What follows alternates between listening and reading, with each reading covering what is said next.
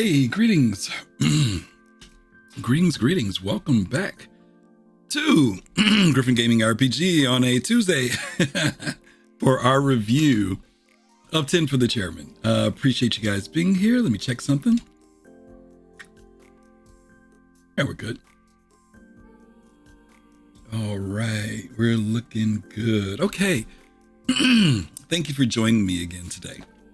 Forgive me for starting a few minutes late. I've been trying to get my startups to be right on time, right at the top of the hour, right at the middle of the day here where I live in the Midwest in the United States, and I always seem to start a little late. But today I didn't walk in until 5 minutes to 12, and then I had to eat lunch, and I appreciate you guys for being here. That's all I'm going to say for right now, is I'm glad you're here.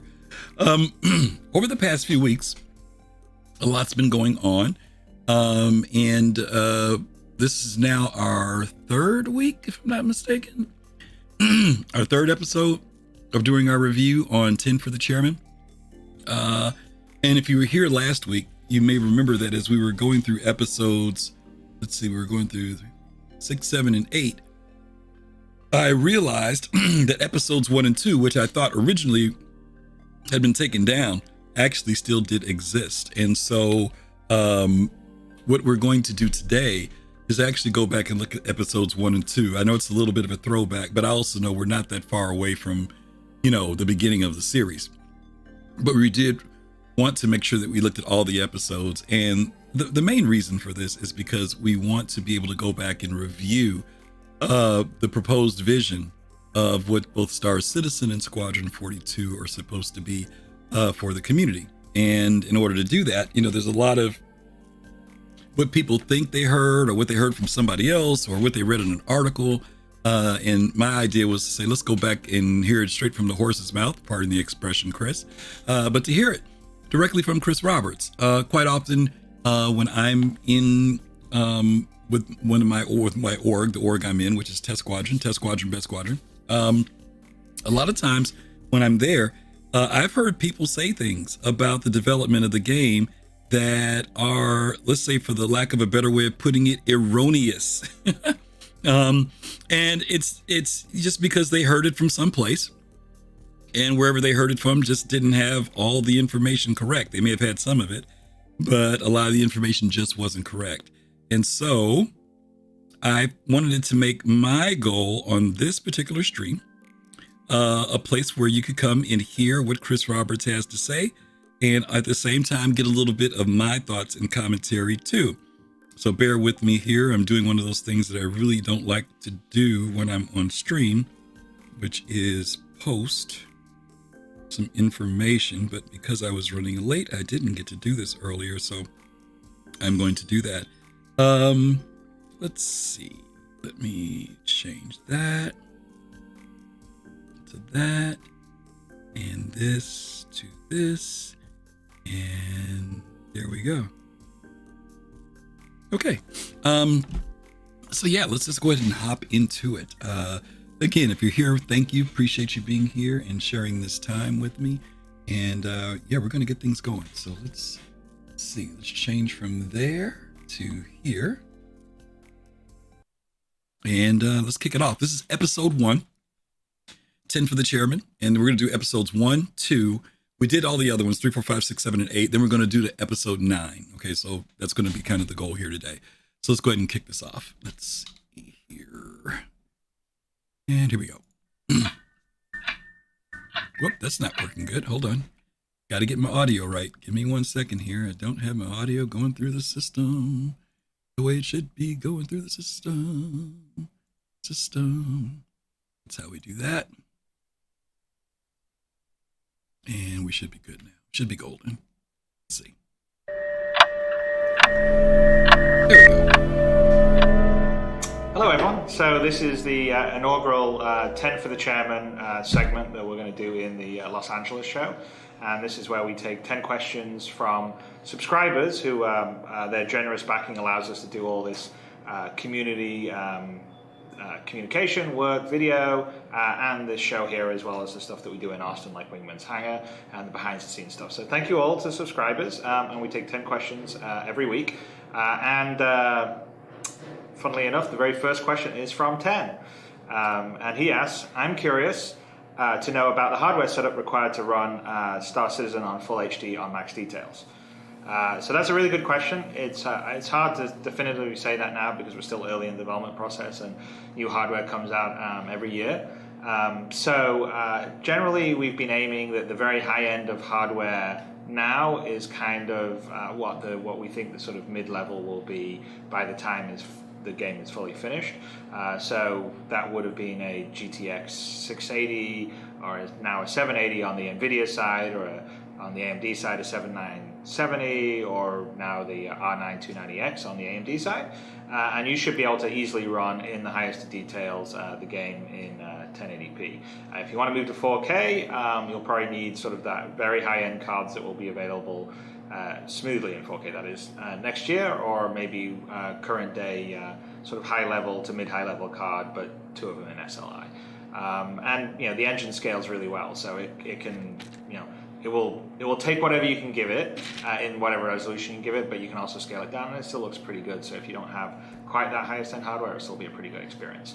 So I hope that answers the question. So now let's get on to the next one. Okay, let's talk about that. Let me go back very quickly. I'm glad they've got this broken down in chapters. I'm curious. Okay, about the hardware setup. And we talked about this in the very beginning. And you got to really think back to when this was. This is 2013. And Chris was already talking about 4K for people who wanted to be able to run the game in 4K. So they were really thinking down the road, because 4K was not something people really, we knew it was out, but people really weren't thinking about it. They were still trying to struggle to deal with 2K, let alone 4K. And in a lot of players in the early days, when it came to Star Citizen, right off the bat, the feeling was you're going to need a really good rig, especially after watching the promo, the demo that Chris did. People were looking at this demo. Now we look at it and it doesn't look all that fancy, as far as tech goes. But when they said, when that video starts up with the Squadron 42 thing and it opens up and it says, all this is in engine, it wasn't a cinematic. If we thought it was cinematic, people wouldn't have been panicking. But then they said, this is in engine. People right away, without even hearing about specs, said, oh my God, what type of rig am I going to have to run this game? So from the very beginning, there's this big assumption that we had to have a really, really good game. And if you notice, the question was to run the game in high definition on max. And so that's what we thought. We thought we had to have a real powerful machine. As you guys know, those over the years, it does help if you have a better machine for performance. But even if you have a moderate machine, you can get away with playing Star Citizen. You really can. Oh, thank you, Kai. Appreciate you, brother. Thanks a lot. So yeah, hardware was definitely one of the first things that people wanted to know about. And it's interesting. This is the first question that came up on the first episode. Let's go to the next one here. Okay. Oh, there's my internet doing some weird stuff here. Give me a second here. Let's see. It still looks pretty good. So if you don't have quite that highest end hardware, it'll still be a pretty good experience. So I hope that answers the question. So now let's get on to the next one. So Maburus asks, now that CIG is development infrastructure ready, are you planning or toying with new ideas for future projects after Star Citizen is released? Some vague schedules for bigger expansions to Star Citizen, Squadron 42, or even non-Star Citizen related project. So the answer to that is we're 100% focused on Star Citizen here, and the way that Star Citizen is being created is once it's released, that won't be the end of Star Citizen. We're going to actually planning to be releasing content on a very regular schedule. We're actually hoping to almost be weekly if we possibly can. So we'll be constantly updating the persistent universe, adding new features, locations, ships, characters over hopefully years and years and years and years. Obviously that requires on people playing the game and us still being a viable enterprise, but EVE Online is still going 10 years later, so we would love to be in that same position. And then we'll also do some additional story segments, very much like Squadron 42. So Squadron 42 won't be the only single player experience we do. We will be doing additional experiences like that people will be able to play inside the Star Citizen universe. So the answer is yes, we are going to do a lot of stuff in Star Citizen, but not so much. We don't really have any plans for non-Star Citizen stuff, because we sort of view Star Citizen as it's not a short-term commitment. It's a very long-term thing, and hopefully you guys will all be playing and enjoying it many years to come. So on to the next question. Okay, let's stop there. Back to that question. Um, this is interesting because this person at the time in 2013 talks about infrastructure being ready. Their infrastructure was not ready at this time. 2013, the company was still being formed. And I think there were a lot of assumptions based upon the presentation that Chris did in the very beginning, where, we saw that cinematic, or not cinematic, but the engine demo that he put out there. I think that we as gamers, when we saw that, we really thought about that and said, wow, they've got the team together, blah, blah, blah. There were only a handful of people. I mean, literally, I think it was less than 5 people that worked on that. That was done with CryEngine. Chris did a lot of the work himself. And so it was probably very easy. You kind of get the idea from a marketing standpoint to come out and show that. But we didn't know enough behind the scenes in those early days to know that, no, this wasn't like a studio of, 125 people or 50 people or even 25 people that were working on the game. So infrastructure was not yet in place. If I'm not mistaken, I don't think infrastructure really got to a decent place until almost 2015, where they had probably in excess of over 100 people working at the studio. Now, you don't need 100 people. Obviously, you guys know there are games out there with teams of 2 people. Some games developed by one person, right? But you also know when a game is developed by one person, it takes them a long time to get a product out. When it's 20 people, it takes a longer time to get a product out, depending on the depth of the product, right? And if you're going to make a product as ambitious and as deep as this, you need to have quite a few people who are working on it. So Chris also mentions here that he wants this game to be something that goes over a long period of time, that will be around for a long time. And he uses Eve as an example. And I remember this because in 2012, I remember it was the 10th year anniversary for Eve, and I wanted to actually buy a ticket and go to Iceland to go to their 10th year anniversary for that game. It has been now 20 years that Eve has been around, and people are still playing it. World of Warcraft falls into that same category, excess of 20 years. People are still playing it. And so in a way, it's kind of like nice to know that that's the intention of CIG in relation to Star Citizen in Squadron 42. He asked about different chapters about the game. We know that Chris has said that there were at least 3 separate chapters, big chapters. I mean, each, like the first Star Citizen has like 20 chapters in it, but then there's another episode. There's like 3 episodes, or maybe I should say episodes the other way around. But anyway, you get my point. 3 big things, 3 releases of Star Citizen that they're looking forward to. Kai, I know you're here, and I am curious to see, or at least you were if you're still here, because this next part is something that I wonder about, where he says beyond the schedules for bigger expansions, but non-SC related projects. Now, Chris said something here. He said, right now, Star Citizen Squadron 42 is our focus. We're really not thinking about anything else. But we do know that companies often do open up and branch into other franchises.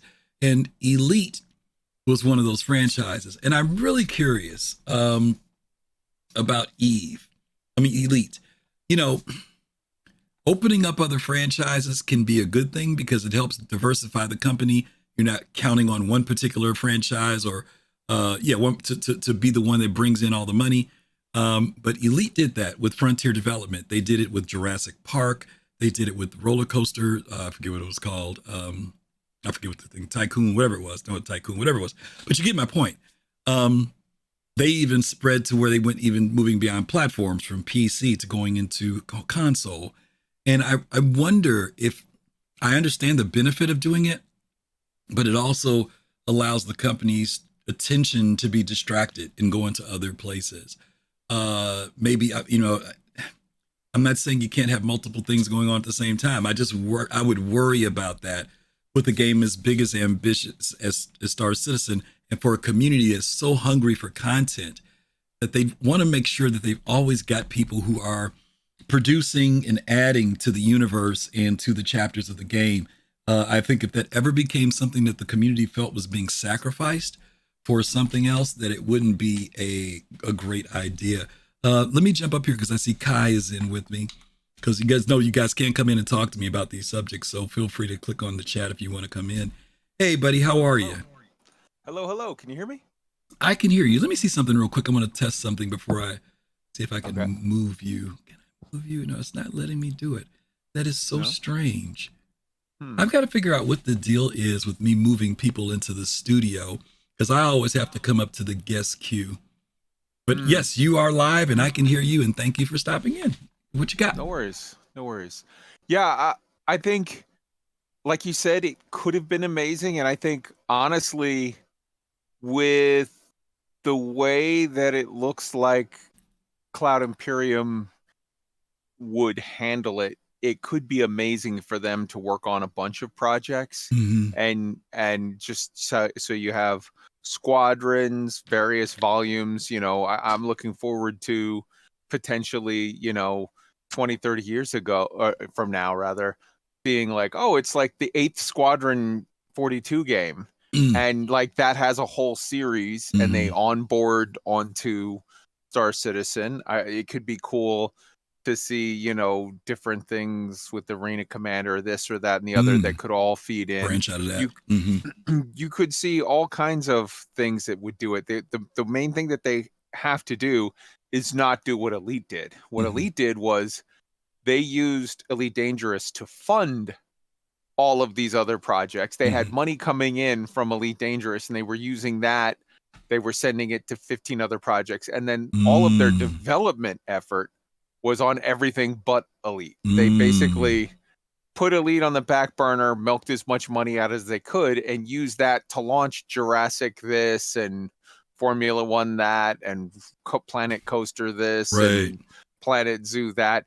And with that, there were so many things that they developed internally with their stuff where they could have used Planet Zoo and all of the different things they did with like working with aquatic animals or different kinds of whatever. They could have used that and fed that back into the mothership of Elite, and they did none of that. Let me ask you a question, and I'm ignorant of the technical side of what Frontier was doing. Was the same engine they used for Elite the engine they used for things like Jurassic Park, or was it an entirely different engine? Some of them yes, some of them no. Okay. When they first started, the Planet Zoo thing, I think, was on a modified version of the crap. I forget the name of it now, but there was a name of the actual engine that it was.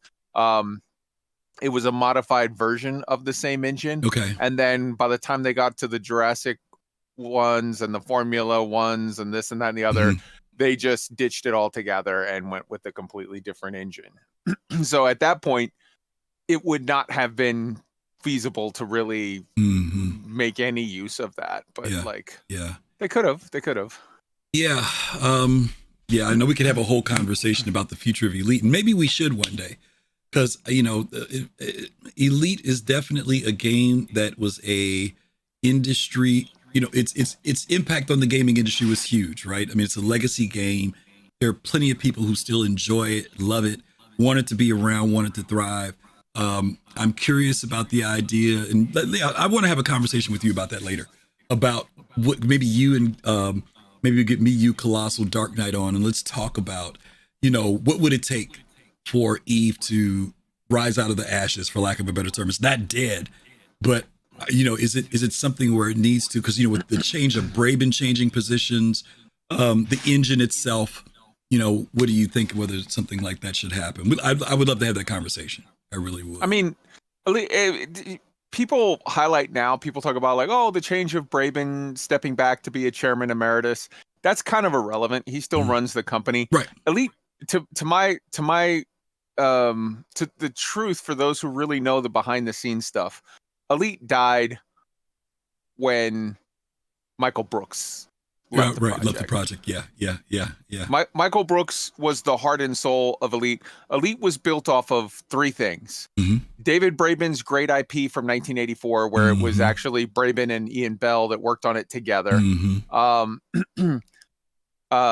Dr. Kay Ross, who just celebrated her birthday like a week ago. Dr. Kay's amazing work with the Stellar Forge. And I mean, they got Dr. Kay. She was an astrophysicist that was working for CERN. Like they went and got a genius level astrophysicist that put together this model for their engine, for their galaxy engine. And Michael Brooks, who was at launch, he was the game runner. He was the guy who actually was in charge Oversaw of everything, it specifically. Right. And he, behind the scenes, there's stuff that I don't want to get into too many details because there's some privacy issues that, from people that I know that worked there at the time. But he fought tooth and nail. He fought with David Braben constantly on things, and Braben wanted to push for this, and he fought back for that, and they liked each other. They were genial. They were, but they had their own views of the game. I get it. They were two intellectual powerhouses that fought constantly, and Michael Brooks won a lot of those fights, and as a result, Elite was brilliant when it first launched, and for up till the first expansion. Michael Brooks then had a very serious heart attack. He took a sabbatical from work for like half a year. And when he came back, he literally said, like, I can't, if I go back to Elite and we keep doing these fights, I'll be dead. So he's like, I gotta either quit altogether or go to a different project. I can't work on Elite anymore. And then he jumped to the Jurassic Park stuff. And from that point on, when Lewis took over it, Lewis did not ever challenge Braben on any of this stuff. And it just kind of, the game just kind of limped and muddled and whatever. Okay. Well, I still want to have the conversation. Let's get together and talk about, because I would love to actually show off what's so great about Elite. You know, a lot of people don't know about it, and I know we're looking forward to Starfield, but you know, Elite still got some steam in it. So we'll do that though. Okay. Thank you, buddy. Appreciate you coming in. Alrighty. Okay. Sure. Let's jump to the next question here, gang. Let's see what Chris will be playing and enjoying it many years to come. So on to the next question. Okay, Buran asks, will Radar Shadow be present in the game? So yes, the answer is yes. Radar Shadow will definitely be present in the game. We have all different kinds of sort of radar signatures you can have, whether it's sort of a heat signature, electromagnetic signature, or reflective signature. And we're also thinking of different ways that you as a player could shield yourself from someone else detecting you. So there will be an aspect of being able to sort of play sort of the stealth angle, and you know, maybe you can shield yourself behind an asteroid, or maybe you can shut down a bunch of systems so your signature is really small, or you could coat your ship in a certain kind of armor that would give you a much lower reflective signature. So we'll definitely have Radar Shadow be part of that, and we're hoping and think it's actually going to add a lot of fun to the gameplay and nuance, because there's just a lot of different options for people to take things in space, and that's kind of part of the thing that we're pretty excited about with what we're doing with Star Citizen. Okay, on to the next one. Let me stop there. Here's some key words to always look for whenever Chris is talking, right? Maybe and hope. And so a lot of times I think that backers, they hear about a great idea, you know, like, you know, maybe and hope, maybe we'll have, or we hope to have, you know, and people, those words get like completely missed, you know, and says, you know, maybe you'll be able to put on a certain type of material that will shield your ship. I was like, maybe, you know, we hope to have, you know, this is all visionary talk from Chris. I don't think it's meant to be deceptive. I think it's meant to be, Chris' attitude is, if we can make this happen, that's pretty much what it comes out to. If we can make this happen, we're going to do it. That's a cool idea, you know, in a lot of cases. But a lot of it is based upon tech and time and money, right? I mean, all those things are factors. And tech we can kind of identify with, and money we can deal with, but time we wrestle with, big time. We hear these cool ideas. They don't just get pulled out of a hat, right? I mean, we wish they would, but they don't just get pulled out of the hat, because those ideas have to still be able to be incorporated into the framework of this game.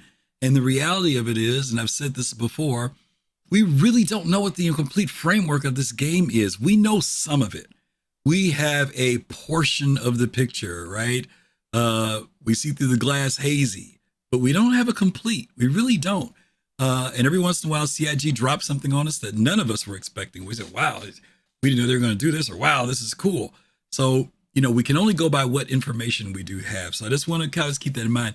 When we're listening to Chris with these 10 from the chairman, you know, there are a lot of exciting ideas that he puts out here. And sometimes he'll say, we're working on.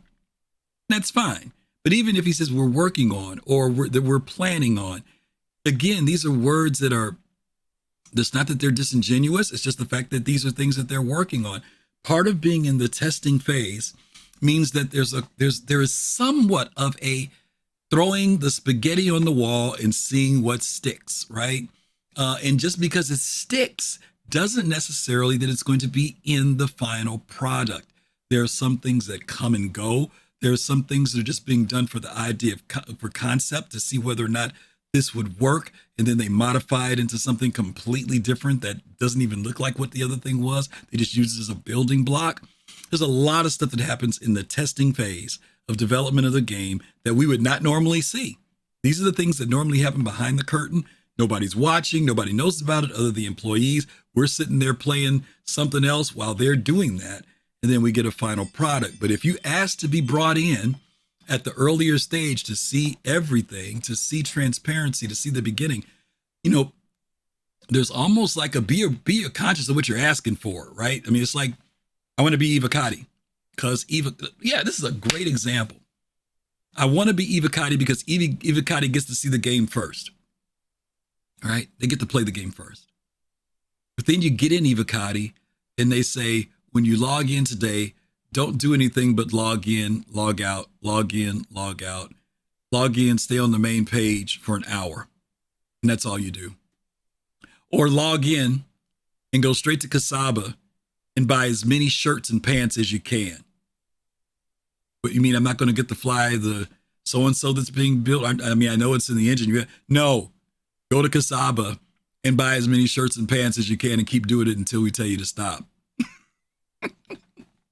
Yeah, then being Eva Cotty all of a sudden doesn't look so attractive. And in some ways, asking CIG to pull the hood off, and you see there's a lot of warts and pimples and everything else, that you asked for the hood to come off. And yeah, there's some great stuff there, but there's also these other things that come along with it. And that's a tough thing, because obviously we want to see the good stuff. We're excited about it, and it's okay.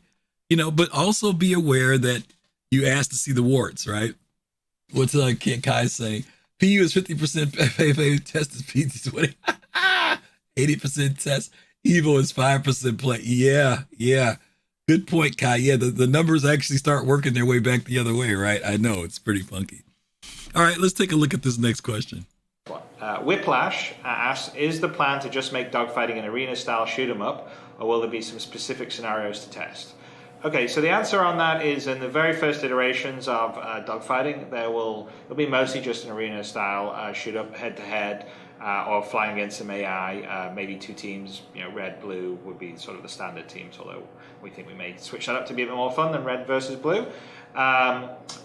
And then maybe later on we'll do some scenarios. But the idea of the dogfighting test isn't really to, deliver a fully fledged game like you would normally expect. This is really for us to sort of test the back-end infrastructure for multiplayer, the balancing of the ships, seeing if the flight model and everything's fun. So it will be an iterative process. So, the early parts of any of the modules are obviously going to be a lot rougher than the final polished version is, but it's all in the effort of making the game as good as possible.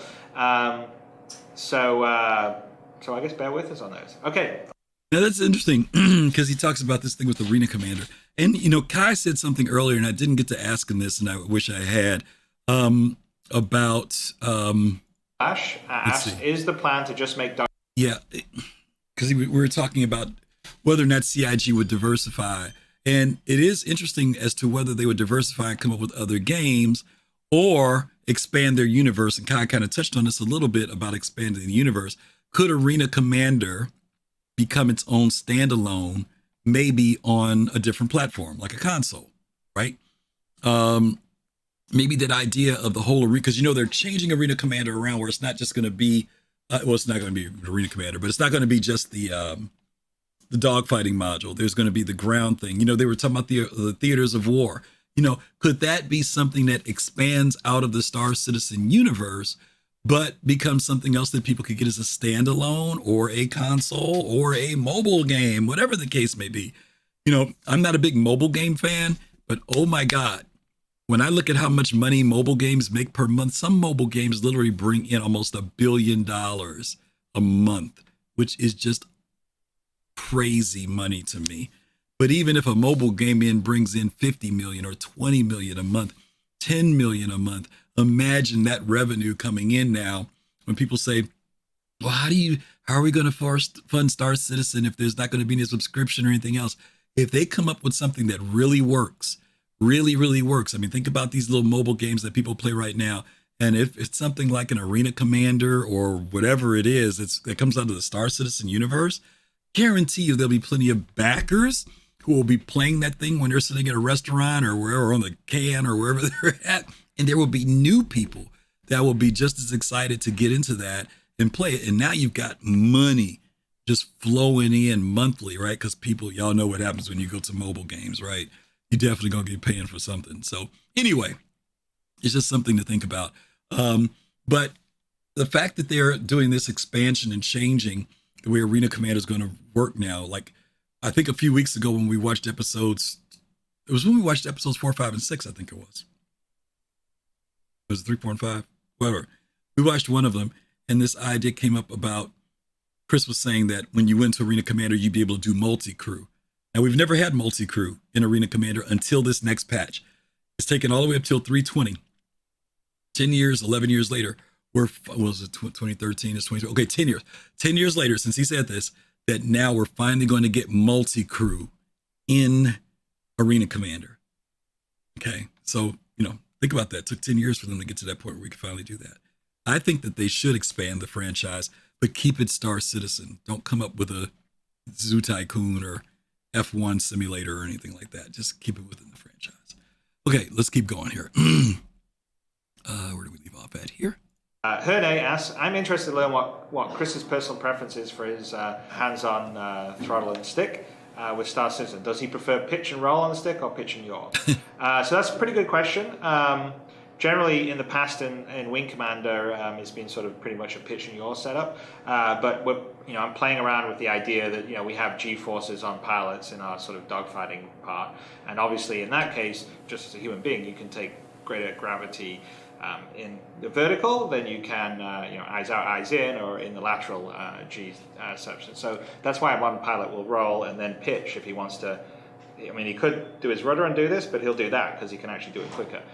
So that would probably affect whether it would be pitch and yaw or pitch and roll. I mean, right now the default is pitch and yaw with a roll on the rudder pedals, but that may actually change to be more accurate to real playing, which would probably be pitch and roll on the joystick and then yaw on the rudder pedals.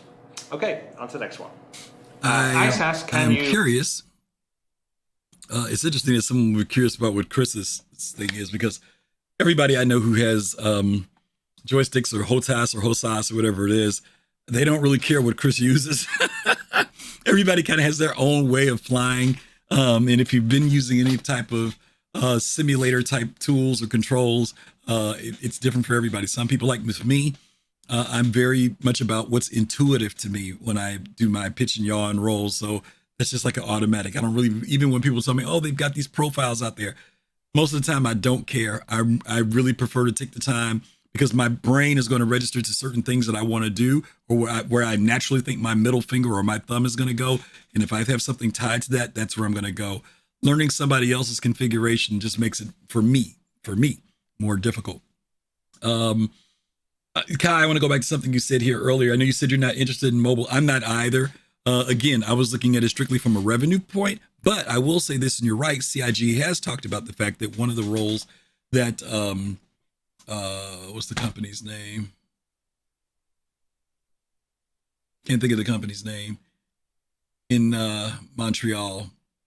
Anyway, you know who I'm talking about. I can't think of their name now. Turbulent is supposed to be working on, and they're supposed to be doing this whole tie-in with the website, the mobiGlass, the game, all that stuff is supposed to be on your mobile device. You'll be able to get information and do things. So I am looking forward to what you suggested, that they do have something tied in that way in a mobile manner, tablet, cell phone, whatever the case may be, some type of app that ties into Star Citizen. I think that would be great. But I think for a revenue generator, because that's just the way the world is right now with games and gaming, if they put the right thing on a gaming platform that's on mobile, the revenue, the dollars will just roll in. Okay, let's look at this Next question about the hardware, or not past the hardware rather. Let's see. Why when I do that, it does that? I got to stop doing that. On the joystick, and then you're okay. On to the next one. Here we go. Ice asks, can you clarify the PvP slider? I see a lot of threads where people believe this affects the whole game, where I believe it to only affect the random encounters during the autopilot. Okay, so the PvP slider is an input to the game's matchmaking system to give it a hint of kind of like who it should be matching you with. So what happens is when you fly around in space, you have, you're in your worldview, your universe view, and the server up there is basically looking at where you are and is looking at everyone else and all their different machines and basically seeing where everyone else in the galaxy, and if it feels like, oh, there's someone close to you or there's an AI that's close to you, it basically would tell your local client, okay, this person's close to you and that person would be streamed into your instance, or that AI will be streamed into your instance. And so the PvP slider is essentially an extra variable for the matchmaking criteria. So the matchmaking criteria is on a whole bunch of things. So it's on things like ping, which is, obviously we don't want to be putting people together. There's a huge latency. It's on whether who's your friends, who's your enemies, who's your people of interest. It would have some level of skill rating in there, so we'll kind of sort of track it. Are you a new player or you're super experienced? And based on that, in most of the areas, because some areas there won't be any, it'll be whoever's there versus whether it's PvP or not. But if you basically said, hey, you know what, I would prefer to have more PvE than PvP, it would give a preference to the AI flying around rather than a real player. So if there's an AI pirate and there's a real player pirate, it would drop the AI pirate into your instance to fight if you were more towards PvE than PvP. You definitely would get other players stream into your space that wouldn't be hostile, say maybe a friend of yours or something, so you could definitely get a co-op kind of feeling. That's going to be an ongoing process, but the whole idea with it is you should be able to fly around the game, and if you wanted that more sort of privateer freelancer experience, that's kind of what will happen to you. It'll just be mostly you'll see AI, and then if there's other players, they'll be probably friendly players, or if you're in like certain areas of space where there's no holds barred, then it definitely could be a unfriendly player, but you'll sort of know that, okay, well, those are the dangerous areas. So if you're a new player and you don't really want to be dealing with tough other players, then you probably should avoid those. And I would like to say one other thing is you definitely can have NPCs that are tougher than any player could ever be, since it's a computer that runs it. It knows exactly where you are, and it can calculate the correct firing solution much better than a player could ever do. So I think it is a bit of a misnomer to think that NPCs aren't necessarily as tough as real players. In some cases, NPCs could be tougher than real players. But essentially, the slider just sort of allows you to affect the kind of people that will stream into your space as you're traveling across the galaxy. And hopefully that'll mean that if you sort of want to play the more privateer style game, and just by yourself, you can have that experience. You want to play with your friends and sort of co-op against other AI, that can happen. But also if you want to mix it up with other players, that will also happen too. And we'll have some other stuff. I mean, I know that there's always a question where people are always worried, well, what if that's an exploit and can you change it dynamically? And we're not going to let you change that dynamically while you're flying around. So it's kind of a setting that you have as you fly around. And like I said, there are some areas that are no holds barred, and those areas will also have some really cool stuff in. So I'm hoping at some point, like you get brave enough and you get good enough, you would go to these areas to, I don't know, get this one particular kind of weapon that you can't get elsewhere, or salvage an alien wreck. But you have to take some risks to get there. So it's a sort of risk-reward basis. So I hope that answered the question on the PvP slider. Okay, on to the next. Okay, PvP slider.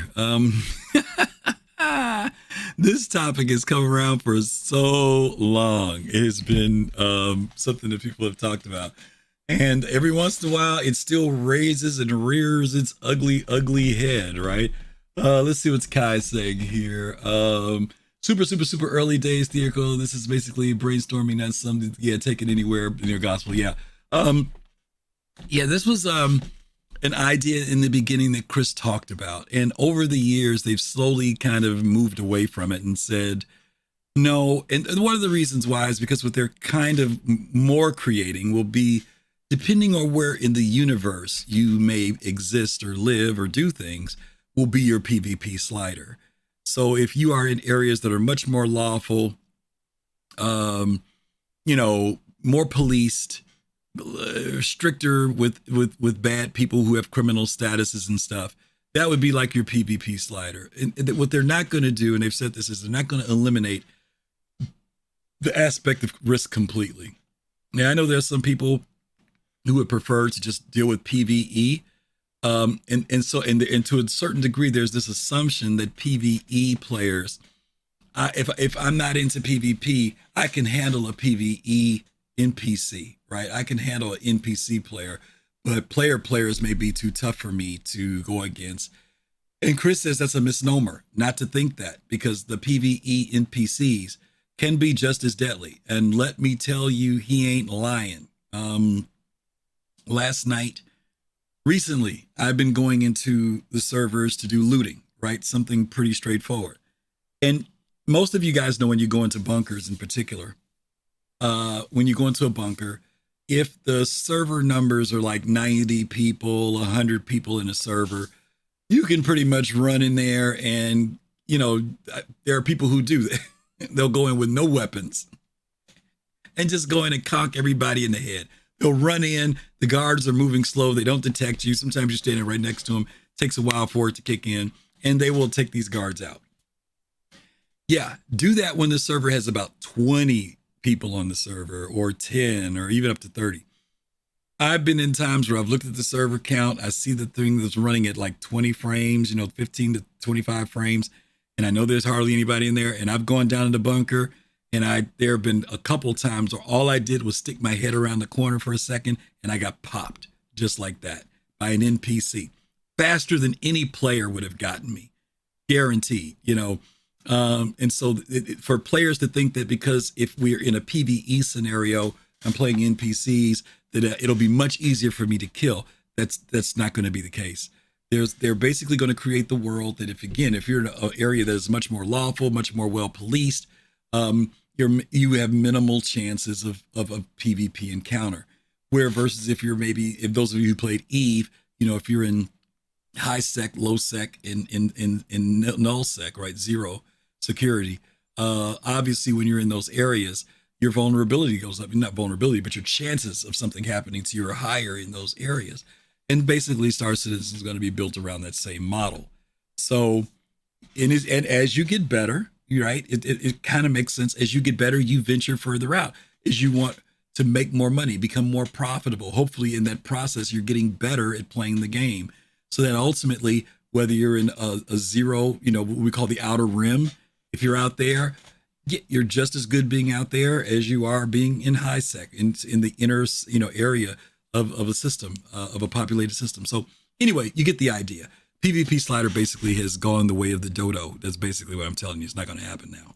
So Elena asks, are you willing to redesign cockpits, size of displays, fonts, field of view, etc., once the final specs of the Oculus Rift consumer version are known, if you think that is needed to be playable and enjoyable of the Oculus Rift? Oh yeah, case-based, yeah. I would say that if the Oculus Rift works correctly, we shouldn't have to do that. And we would not be redesigning ships or cockpits or anything for one peripheral that we're going to work with, even if it's a peripheral that everyone's excited about, and we're excited about it. I have a Rift sitting right on my desk right now. I will say that we're pretty in sync with the Oculus folks. We have the HD prototypes, in Austin and here in LA, and obviously the new stuff coming out, we sort of get to see it in a very early stage. And I would say that our current setup is going to work really well with it, and we're focused on making that kind of VR aspect of the game work, have the stereoscopic all work really well. So I don't think we'll need to redesign our assets, or we probably won't, but we're pretty confident it's going to work well with the way everything is shaping up as it is. Okay, on to the next one. Okay, we've had this a couple weeks ago. The subject came up about VR. In the early days, for those of you who aren't around, in the early days, VR was a big subject. The Oculus Rift was out. There were a lot of gamers who had one. They were testing them. They had a test version out of it at the time. I forget what it was called. It was some type of kit, developer kit. But anyway, a lot of people were looking forward to it. Some people even figured out ways and modded ways for you to be able to play Star Citizen in VR. It was actually pretty cool. But then we heard that they were tabling that. They were going to put it on the back burner. VR is still something that the CIG was very interested in, but they were basically saying it's not going to be the priority for what we're doing right now. So this person's question about, whether the cockpit would be adjusted or monitors. And Chris is saying if we put VR in, that's not going to be the case. Obviously, they're forward thinking where they're designing the cockpits of ships to think about the possibility of maybe if VR is here, how will things be laid out? For those of you, back to Elite again, if you've ever played Elite Dangerous in VR, it's an amazing experience to be able to do that.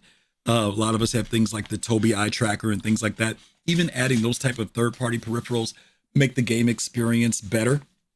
And I enjoy it. Like the Tobii, I don't even use it enough. I need to go back to using it again now. But the Tobii is great. It takes a little bit to get used to.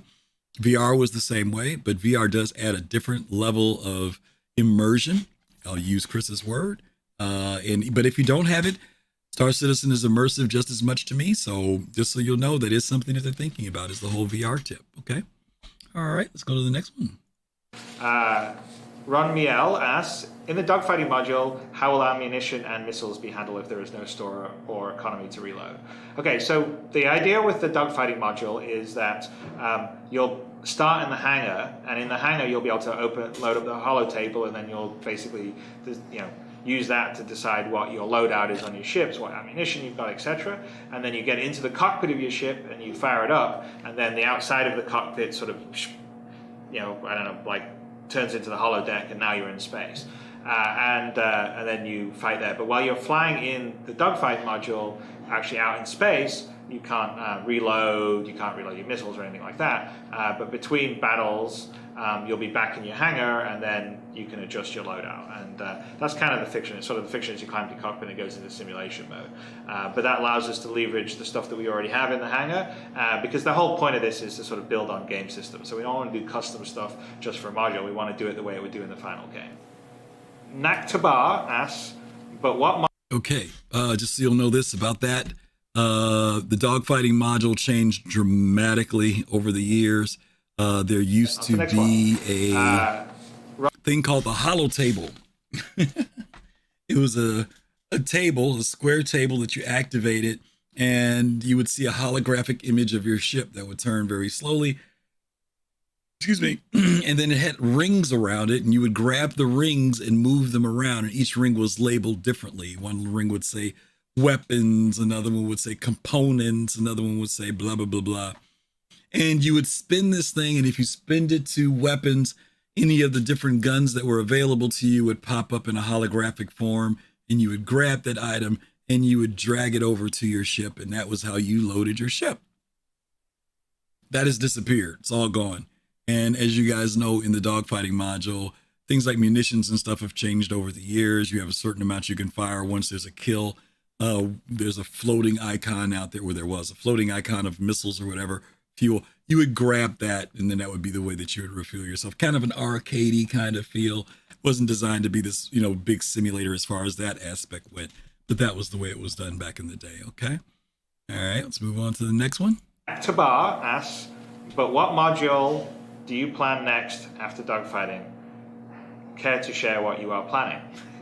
I'm guessing Naktabar isn't first language isn't English, but that's cool because we have lots of great supporters from around the world. So the module we're planning to do right after dogfighting is the planetside module. And that one is the module that's more focused on down in planetside environments, going into, say, a space bar or into a shops to buy and sell items or goods, and sometimes I think we refer to it as a social module, because we're going to allow, that's one of the modules we're focusing on, to let other players be in the shared space and test our MMO backend and maybe interact with other players on a sort of avatar social basis. So that will be the next module that we do after the dogfighting module. Okay. Kai, you need to stop. Okay. Yeah, he made me forget what the question was now. Oh my God. What was he asking? He asked something about the dogfighting module. What did he ask? I forgot that quick. Reading Kai's comment. Ron Miel asks, in the dogfighting module, how will ammunition and missiles... I went back too far. Tabar asks, but what module... Oh, the module. Okay. So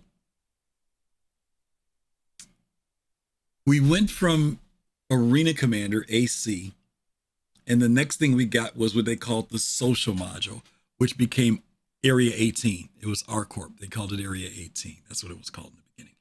And when you went there, this was to bring in this, what they called the ground, being on a planet or something. So Area 18 at the time did not have all the things that it has now. If I'm remembering correctly, when you came in, there was a customs area that didn't work. You just went through the customs area. Then you came out into the plaza where the artwork was. By the way, Soul Citizens did a great show on ArtCorp this past Sunday. I'm not saying it because I was on it. I'm just saying it was a great show. Jade was on with me, and we covered the whole thing about the lore and history. And we even show at the very beginning what the social module looked like. It's totally different than what we have now. It's a lot different, not totally, a lot different. But anyway, you came in. To the right was a hospital where you would spawn in if something happened to you. And then next to that was the TDD, where you would go for the development, trade and development. And then across from there, straight ahead of you on this side was the bar. The G-Lock bar was there. There was a store for Kasaba, but Kasaba wasn't open yet. It was just the outside front. You just knew they'd say like coming soon. Again, it was Kasaba. That was it. Then on your left was Cubby Blast. I was going to say Cubby Bear. Cubby Blast, where you could buy weapons and stuff. And mind you, that you couldn't buy anything. It was just there. It was just the store, right? Because there was no FPS or anything in the game. But then there was a bridge. If you went between Kasaba, where Kasaba was going to be, and Cubby Blast, there was a bridge you ran across. And that was where the dealer, it wasn't New Deal. I forget what the ship place is in Hardcore, but that's what was there. And you could go in there and you could see ships on the platform. That was it. But that was the social module. And the idea was that now we were all someplace where we all could come together and everybody was there, right? Everybody could walk around and see each other and hop around until they put the golf carts in where you could kill people. But that was what we called the social module back in the day, okay? All right, let's go to the next question here. Okay, so Bess asks, is the plan to release Squadron 42 in the existing universe at the same time, or will one come out before the other? Good question. I mean, from our standpoint, I think we want to give you Squadron 42, or at least part of it, before the persistent universe is finished, so to speak.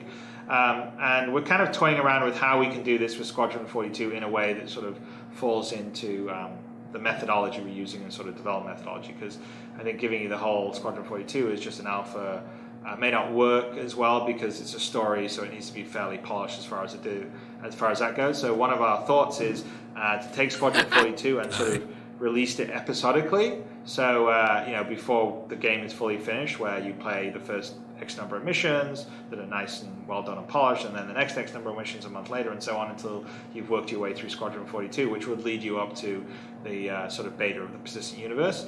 So that's currently our thinking. It's still in process right now, but we'll see. But when the game is finished properly, obviously Squadron 42 and persistent universe Star Citizen would all be sort of in as part of the package. Okay, that's it. That's the last of our 10 questions. Now, there was something interesting he said there, and I don't know if you guys heard it. Let me go back and play this, because I didn't ever hear this before, but check this out. Well done and polished, and then the next X number of missions a month later, and so on until you've worked your way through Squadron 42, which would lead you up to the sort of beta of the persistent universe. When you finish Squadron 42, it will lead you to the beta of the persistent universe. Interesting. Now, again, this was all talk back in 2012, but in his mind, there was a connection there. We still consider the persistent universe as an alpha. So he says that his intent, now, of course, this is all could change, but his intent was that when you did Squadron, we'll give you Squadron first, which is what they're doing, right? Because we're still in alpha on the persistent universes. Which one's going to be done first? He says, well, the idea is to give you Squadron, and so that by the time you finish Squadron, you'll go into the beta of the persistent universe, which back then in his head, we would be out of alpha, that we would be in beta, which is interesting. Now, if that's still true, and that could still be the plan, really, it could be. And Kai's got me laughing, so I can't pay attention to his comments because he's making me forget what I have to say. But this is what this could mean. there could be some flags going on here, right? I mean, we know that they pulled Squadron 42 off of the market, so you can't buy it right now. There's some anticipation about what will happen to CitizenCon this year, whether there'll be any announcements or trailers.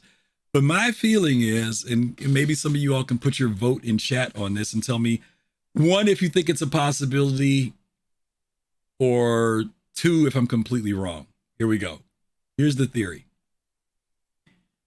If Squadron 42 gets released, and I'm picking a number here, let's say that they say third quarter, fourth quarter. Let me go long. Fourth quarter 2024. Fourth quarter 2024, they're going to release Squadron 42, which is timing-wise, it's after IAE. It gives us at IAE or CitizenCon of 2024 the preview glimpse of the trailer or whatever, and then they launch it sometime that final quarter, right? That last quarter of the year. And then that means the game comes out during the holidays, right? Great time to drop any type of, video game during the holiday season. People play the game for 2-3 months. They get into it. They're enjoying themselves, even though y'all know there are going to be some people that try to finish it in 1 week. But my point is 2025, the Persistent Universe is beta. 2025, the Persistent Universe is beta. What do you think? We should do a show together, Griff, where we just see how many times I can make you laugh. Yeah. My money's at CitizenCon.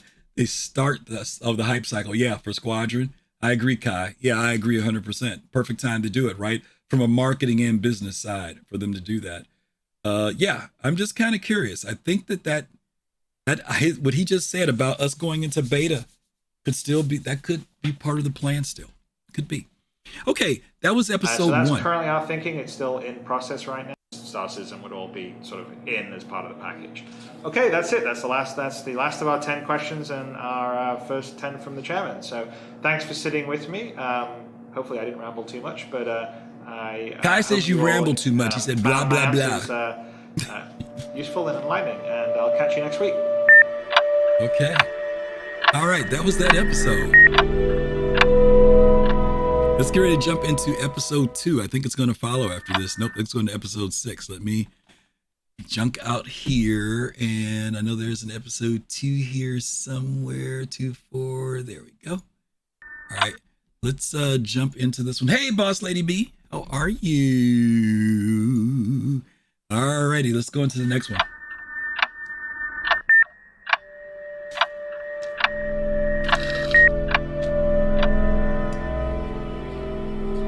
Hey everyone, welcome to the second episode of 10 for the Chairman. So just to recap, we take 10 questions every week from subscribers who are the incredible, generous part of our community that put up money every month that we use for Jump Point, for doing our community content, increased video stuff, which you're going to see more and more. This is part of what we're starting to do in LA now. So thank you all out there, the subscribers that are helping us do this. As such, we're going to answer 10 questions from subscribers every week. So first question up is from Villa Ovi. When dogfighting module is released, do you need to own the ship if you want to fly it? Are you able to test all the ships which have already been made in the game? So the concept with the dogfighting module is you should be able to fly the ships that you have in your hangar out there in the dogfighting module.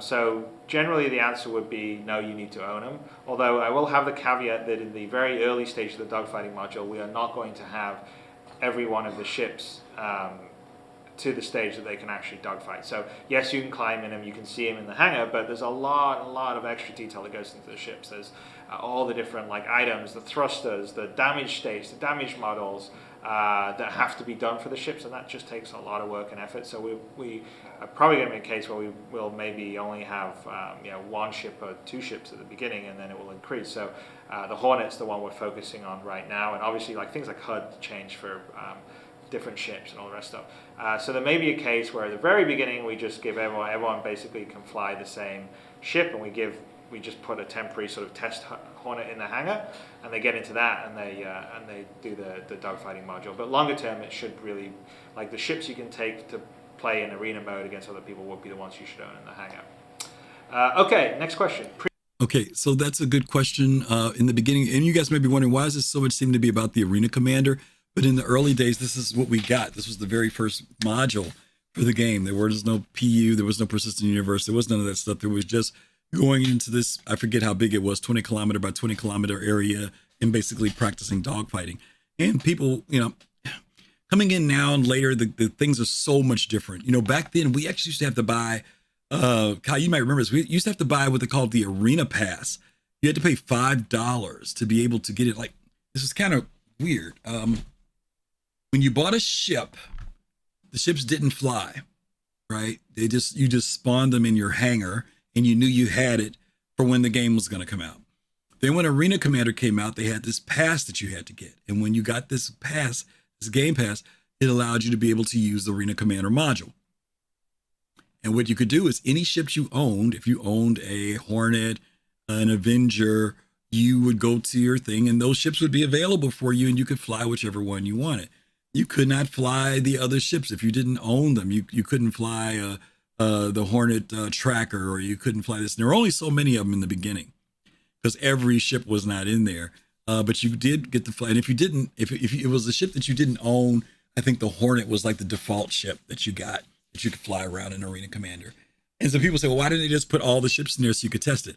Well, because Arena Commander was not the persistent universe. It wasn't designed to be access to everything. And a lot of the ships just weren't made. There was still a lot of concepts, a lot of artwork, but the ships were not produced. There were only about 5 ships in the beginning, if I'm remembering correctly, that were in game that you could fly, even though there were like maybe 12 ships that you could purchase. That's the way it was in the early days. Was it $4 extra a month for windshield wiper fluid? Okay. Hey, Raga, how are you? There we go. Yeah, he's a guy sharing his dreams with us. Yeah. Okay, let's see what this next question is past that one. Oh, God, I don't have the chapter markings on this now. Jeez. I got to find where he left off at. Was it up here? Yeah, there we go. All right. Would be great. So, next question. Midget asks, can NPCs fly on their own while you are still online? So I'm not 100% sure what the specific of the question is. I mean, NPCs definitely can fly on their own.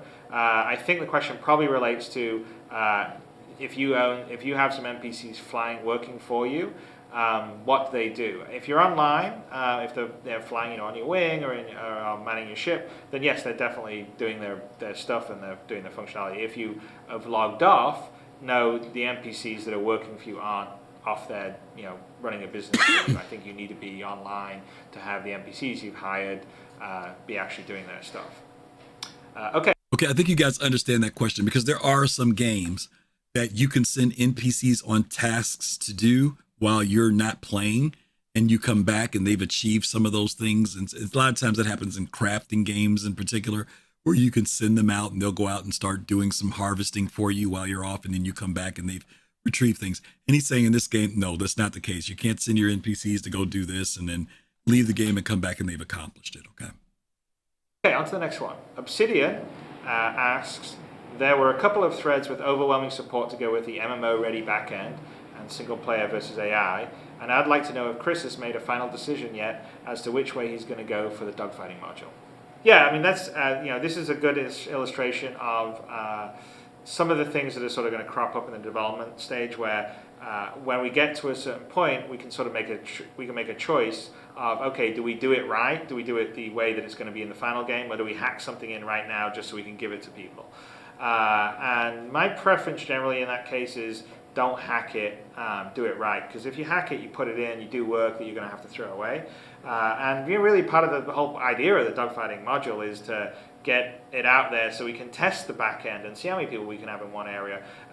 See how fun it is flying the ships around. See whether the weapons are balanced correctly. And it's not really that useful if you're throwing out there with the back end that won't be your final back end. So I think I'm probably leaning towards doing it the proper way, although that potentially has impact on when everyone gets their hands on it, which I know there will be a fair number of people upset because they just want to play it early, which is cool, but I think let's do it right, because the goal is to build a great game, and I'm more focused on the final goal than sort of the details leading up to that, and things change as you go. So hopefully that answers the questions there.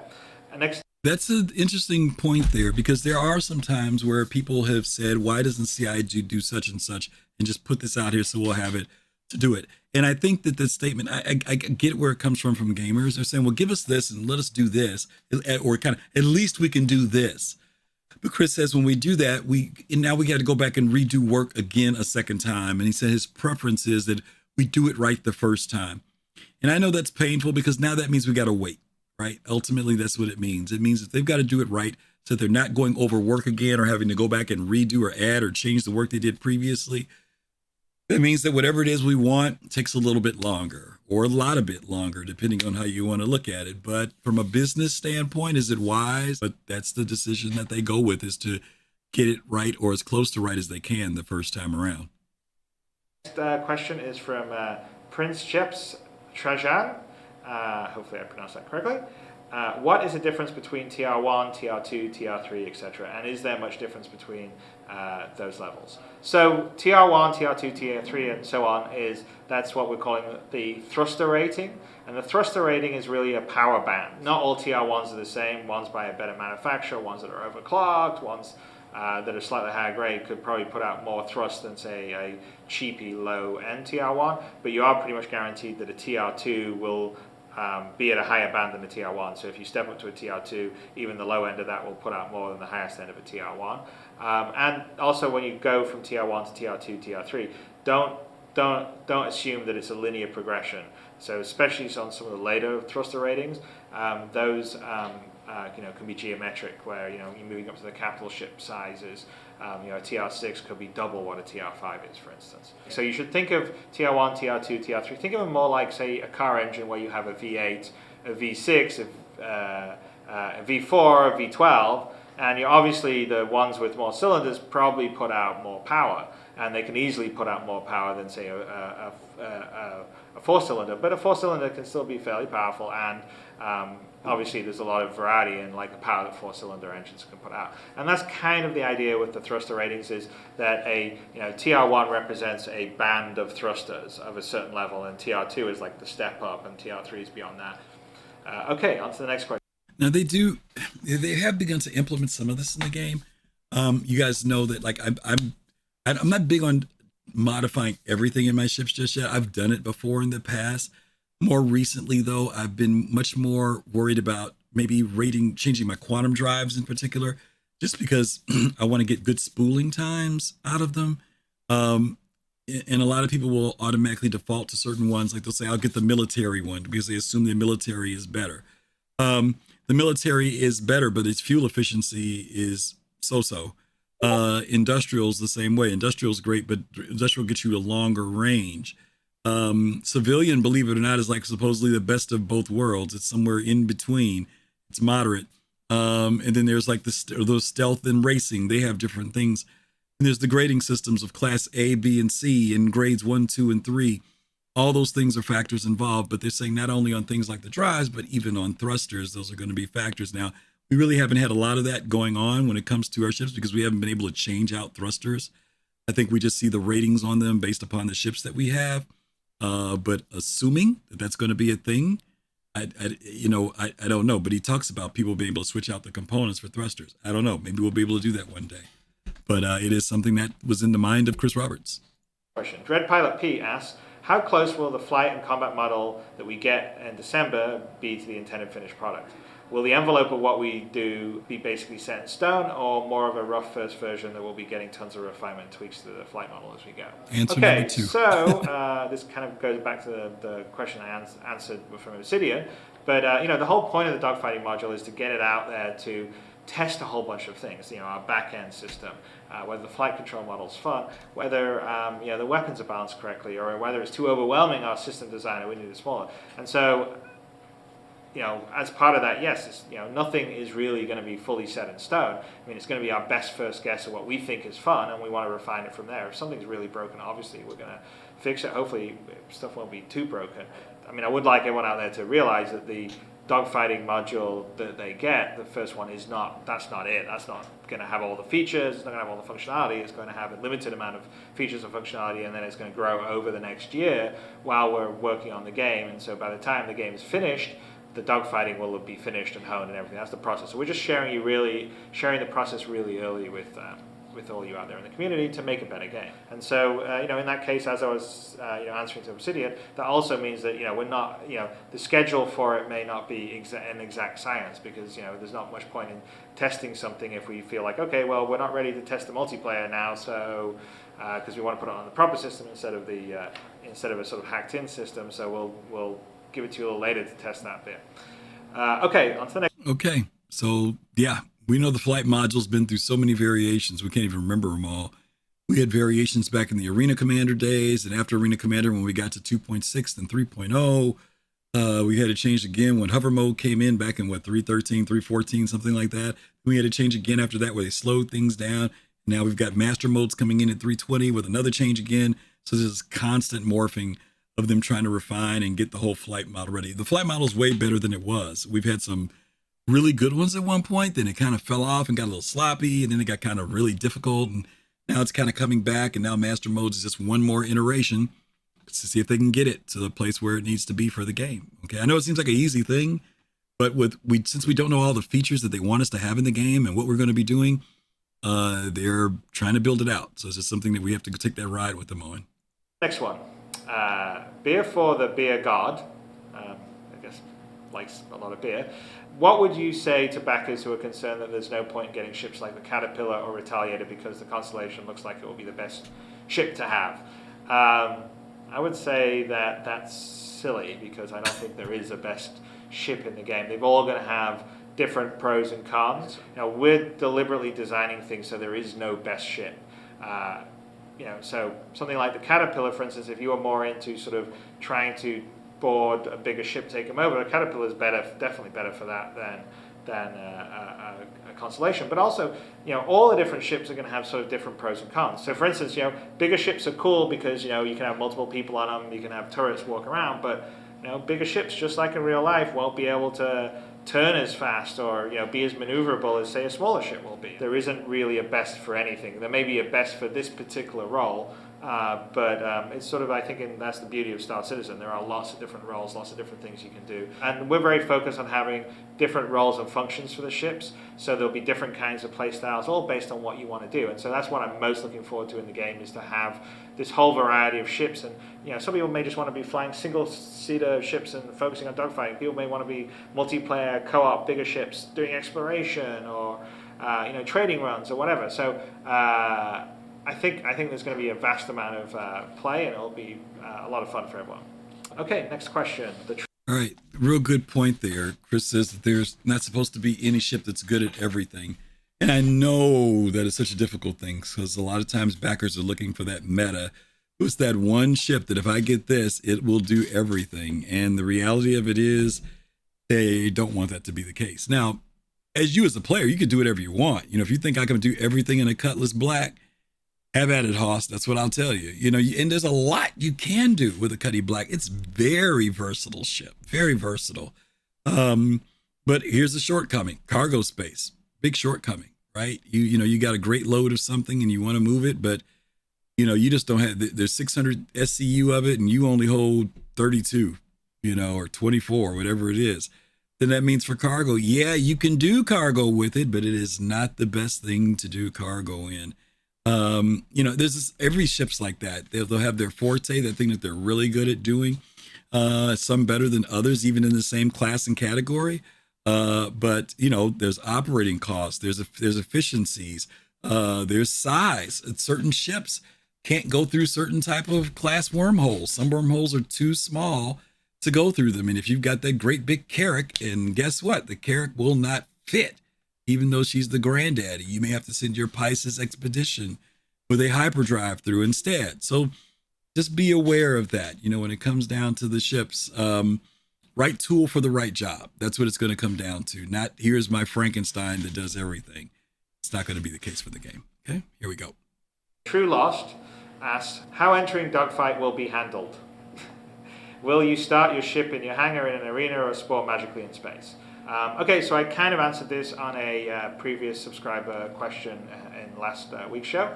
But essentially, you start in your hangar. That's our entrance point to the game, is the hangar at the moment.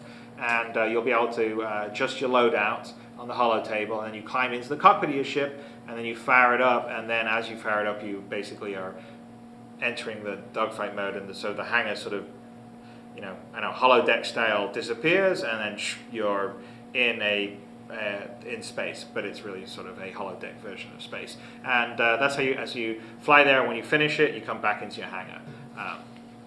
So hopefully that answers that question well.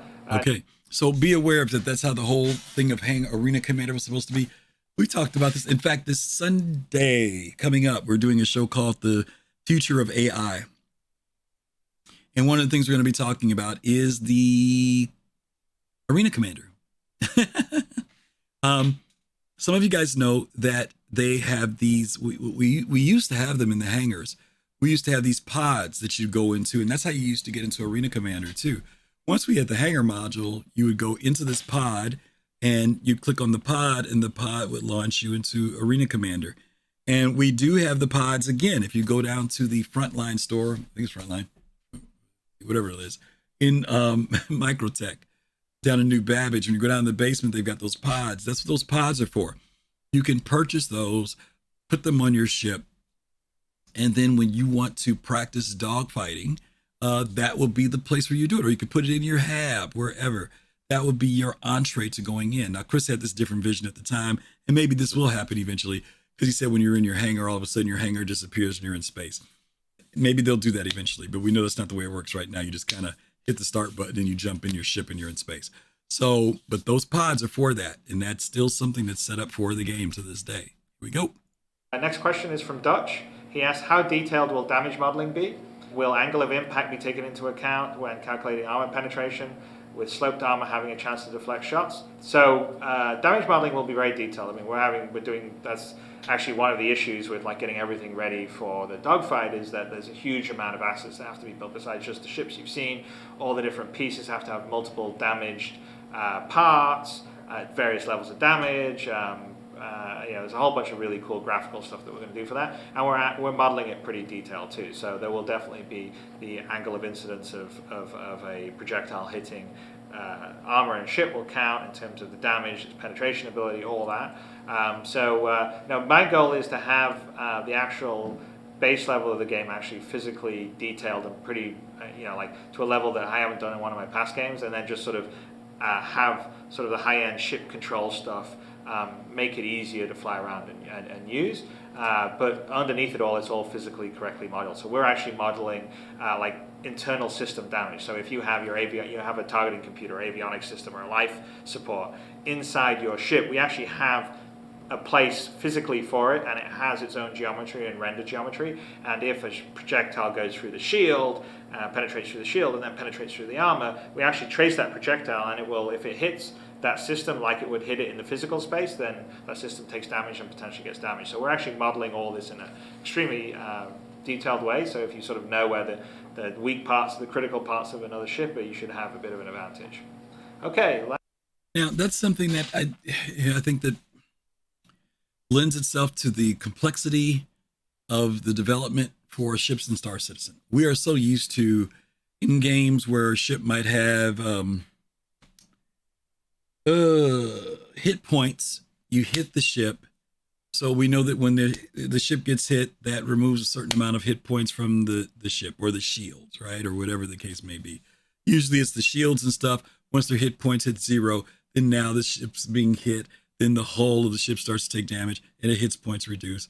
Sometimes you may have a situation where if you penetrate past the shields, quote unquote, now you're hitting the hull, but there's another roll that takes place that says there's a roll for a possibility that something else in the ship goes wrong. In other words, maybe the ship takes 32 points of hit. Now there's a roll that says there's a 17-point hit damage on the coolers, right? But that's all very broad. It's very, very broad in how that works. That's how it's normally worked in general, right? But Chris is saying, no, we're going to make it even more complex. We're going to make it so that if you use the ballistic charge, and that charge happens to not only go through the shields and also goes through the hull, but as you guys have seen, when you look in the ships, you see all these connectors and these pipes that are running through, right? And so now if you happen to penetrate and hit the electrical conduit, you have now impacted the electrical devices on the ship. Maybe life support gets cut out, right? Or maybe the power to your coolers or a circuit breaker goes out. Maybe something like that happens, right? That's the level of detail that they're making this game at. We already know that they talked about being able to target engines or target a shield emitter, but they're taking it even further. These are the type of things that are like these little weird details that Chris looks at as immersion and realism and puts this into a game that has never really been done in other games. Hence why it's taking so long. If it was just a matter of doing the hit point bubble and just randomly doing stuff and randomly it maybe your shields go out, well, that's the way things could be, yeah. But Chris is saying, no. If I happen to know that in this particular wing, if I hit this area, I'm going to cut off this guy's oxygen supply. That's the level that he wants this thing to go to, okay? Yeah, and I know that's kind of crazy. I know it's kind of crazy, but there you go. That's where they're at. Never implement a working system when you can attempt 20. CR 2015. Okay, we're almost at the end of this episode. Let's hear it. Last question we have today is from P. Kirkner, and his question is, what sorts of challenges is optimizing netcode for combat in true 3D space with 6 degrees of freedom presented? Are the issues presented by packet loss and high latency roughly comparable to a first-person shooter, or are you expecting this game to be more latency dependent? Packet loss, high latency, I mean, obviously high latency effects on any stuff, and packet loss, we definitely will be going back and forth with a lot of data because the ships are pretty heavy data-wise, have lots of moving parts. So that potentially could be an issue, but that's all the sort of stuff that we want to be working on and testing out, and that's the whole part of like the dogfighting module, and also really why we would want to have the final sort of back-end MMO, at least a rudimentary version of it, working for the dogfighting. There are advantages to the space sim part of Star Citizen or Squadron 42 in terms of sort of multiplayer and netcoding compared to a on-foot first-person shooter. Now, of course, we do have an on-foot first-person section, so that will have the same problems that you have in a Call of Duty or something.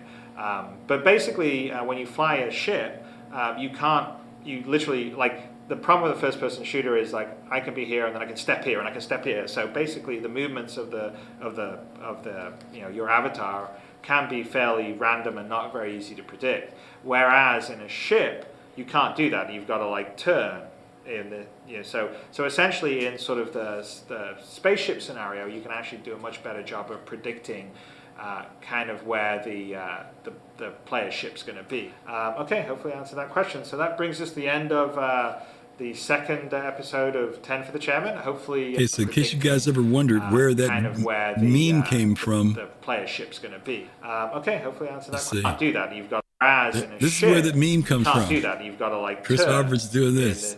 So essentially in sort of the.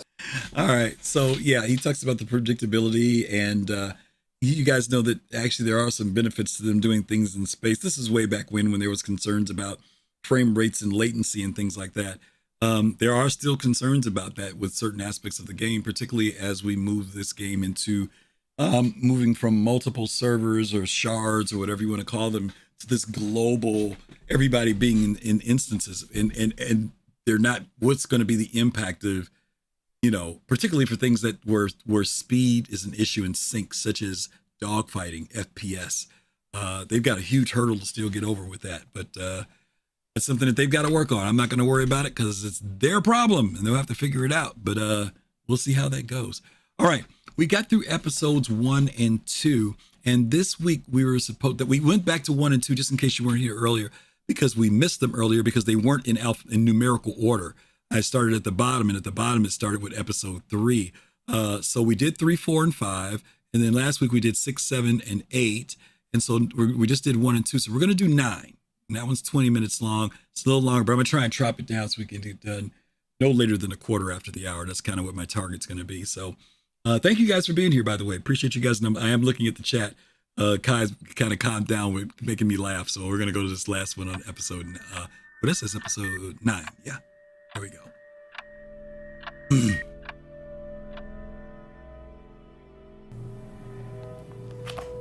Hello everyone, this is 10 for the Chairman. For those of you who haven't watched it before, this is where I take 10 questions from our generous base of subscribers, both Centurions and Imperators. And it's their contributions that they make on a monthly basis help fund a lot of the community content we do, which would include this show, Wingman's Hangar, the Jump Point magazine that we do, which also trickles down to the general community after the subscribers. Is it me, or does Chris look tired? He looks like on this episode he's beat. Episode 1 and 2, he was pumped up. He's ready to start the show out. Episode 9 looks like this. It's like almost like they reminded him, Chris, don't forget you got to do a show today. You know, he looks like he's a little tired here. Some time to read it themselves.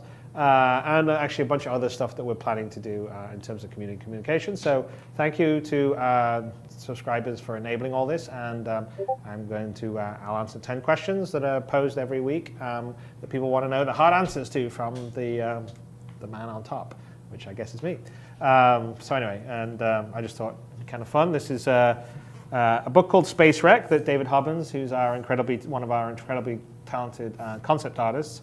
So he's the guy that has done the Gladiator, and he's also the person that's working on the consolidated Outland Consolidated Mustang, which is our new sort of fighter or starter ship, I guess. Anyway, it's a really cool book. It's actually a fairly old book, but it's got some cool stuff where it's got like huge fold outs of like space wrecks and stuff. So I mean, I think this was the book was done quite a ways away, but anyway, it's nice inspirational stuff. We definitely want these moments in the game where you'll drop down. You know, we've talked about salvaging a wreck in space, or potentially maybe we'll even have like a location on a planet where instead of it being actually a bustling city or town, it could be somewhere where you could drop down into some ruins and maybe discover some stuff. So all those things we want to put in to really make the world feel alive. Not all of it will be right away, but that's all stuff that we're thinking of because we sort of view this as a huge long-term project. If you notice he's using those words again, maybe will, maybe. So, you know, don't take it as gospel. Maybe we'll have it where you can drop down and go into these, maybe. Flesh out and build this world bigger and bigger as time goes, even after the initial release, to keep everyone super engaged. And also just because we think it would be cool. The system sort of allows a lot because we have both first person and the vehicle side of it, which in the past I've never really had that level of fidelity in all the games I've done before. And so it just opens up a huge world of things we can do. So anyway, Space Wreck, cool book. On to the 10 questions. Okay, here we go. First question comes from Space Duck, who asks, the Drake Herald's position as an information and data encryption ship makes it very interesting. However, is this a niche PvE mission ship, or is it something more? How will the information and data aspects affect PvP in the persistent universe? So, I mean, we're definitely making essentially one of the items of cargo you can carry if you've got an information runner is like encrypted information, and that actually can be pretty valuable in our universe because in our universe, there is no FTL sort of communication. Basically, communication happens at the speed that a ship can sort of travel, or a radio wave can travel in system. So you're sort of limited between the combination of the speed of light when you're in system and then whatever distance you jump when an information drone goes from one jump point to another jump point. So essentially, the way communication would go across the galaxy is I'm on Earth, I go, okay, I want to have a message go to Terra, and I would beam the message to the closest relay station by a jump point outside of Earth, and that relay station would receive the message speed of light, and then it would basically encrypt the data, put it in a drone, and put it through the jump point. On the other side, there would be another relay station that would then get it, basically beam it to the next relay station, next jump point, and it would kind of do that until it got to, say, Terra. And obviously, you need to encrypt your data as you're sending it, or sending it through a jump point so other people can't necessarily see it. And so that's where the Drake Herald comes in, because in some cases you may not want to even be beaming your information because you're afraid someone can actually like encrypt, decrypt it and get the information. So it's like handling delivering a really valuable handwritten note, but in this case it's digital. So you'll definitely like maybe even things like deeds to areas of land, or if someone gets like they're the first person to discover an area, you have to like get the digitally signed document to the records bureau on Earth or something, and I would have to get there, and that would be something that information runner would do. And that's where I would see some of the PvP, some of the organization stuff happens, because I definitely think we'll have some mechanics where, because this is the UEE, there's going to be some bureaucracy. You're going to have some information and data, and that information and data you won't always want to have blasted over the airwaves, so sometimes you'll hire someone to take it. And also, there'll be cases where you'll be in areas where there's no relay stations, right? There's only relay stations in the sort of well-developed part of space, but in the less developed, the frontier worlds, there won't be, and that definitely you'll need a spaceship to take the information. And then something like the Drake Herald, well, that has all the sort of data encrypt banks that will make it much safer when you're sending it. You maybe want to send an information, say, on a Hornet or something, because it hasn't got the computer systems and the shielding to sort of save it from someone that's a data snooper. So, and I definitely think there'll be definitely some play mechanics for organizations in terms of owning, having title, trade, and all that stuff that will be based on information packets that get sent. And so therefore, I think the PvP as well as the PvE will be something that you can do with the Drake Herald. Okay, next question. There's something there to that about the Herald, because we don't hear very much conversation about it, and I know a lot of us have heard some of this before. But the thing in particular he mentioned about was like land deeding. When someone decides to stake out a claim on land, in order to have full ownership of that, you have to send that title or that claim deed or that deed claim to the UEE, and it has to be registered. And so there has to be someone to do that, whether it's you, the owner, or someone else. But the reality of it is, and it's interesting that Chris says this, he doesn't say that you can go any old place and do it that's under the UEE. He says you have to go to Earth. So depending on what system you're in and you land claim something, God only knows how long it's going to take. I'm just trying to picture, depending on the system you're in, you may have to jump 4, 5, 6, 7 systems just to go register. He said on Earth. You go to that freaking headquarters. I know that's kind of ludicrous, right? Because you would think that you could just go to any UEE office and do it. But if they want to keep the game challenging, that is definitely to hire somebody who has to navigate those wormholes, assuming that they have a flight recorder that recorded the information. If they don't have a flight recorder, they have to manually fly. They have to get with your stuff safely. There's going to be assumption that anybody who's moving in a Herald is carrying something of value, which means there's a certain level of risk involved with someone who's in a Herald. It's going to be really interesting to see just that one aspect of it, let alone any other information data running that the ship does. But the fact that you got to go all the way to the UEE to register is going to be interesting. Okay. Question comes from LYS Clutch, or Lease Clutch. In the fourth 10 for the chairman, you talked about some matchmaking criteria, and I was wondering what the skill level is, since we won't be leveling up. Will it be based on your kill count, like World War I, World War II aces, or perhaps if you're a trader based on the profit you have made? The matchmaking is going to obviously have a lot of criteria. And part of it will be your ping, part of it will be sort of, what you're really into, PvE, PvP, and then also part of it will be sort of how good of a fighter you are, or how good your ship is in terms of defense and everything else. So we haven't 100% figured it out. But I mean, I definitely think that your sort of kill count would factor into it. But also there would have to be, like if someone's a trader and they're really good and they've been pretty defensive and they're strong, then they could match up against someone that was sort of a strong sort of pirate or whatever. It sort of depends. But that's part of like we're going to do with the dogfighting. We're just on a base dogfighting level. We're going to do kind of some basic stat tracking, and then we're sort of going to decide kind of what we think the best stats to track in terms of matchmaking people, because partly the matchmaking also will be based on sort of organizations, allegiances, who your friends, who your enemies are, all that kind of stuff. So it's still a little too early to tell, but I would definitely think that the kill count would factor into it. Okay, so on to the next question. So comes from matchmaking, obviously, there's going to be a lot of variables involved, everything from what type of ship you've flown, your skill, not your skill level, but he says even something like your kill count could be a factor. Ping rate, there's the technical side of things that match make people up. And that's basically what this person was asking about. Was because we just said saw that earlier episode where Chris talked about matchmaking. Okay, next question comes from there was something else they mentioned here, though. Hang on. Clutch. In the fourth 10 for the chairman. And this thing here about the trader based upon profits you made, and that's kind of still not something solid that you could go on.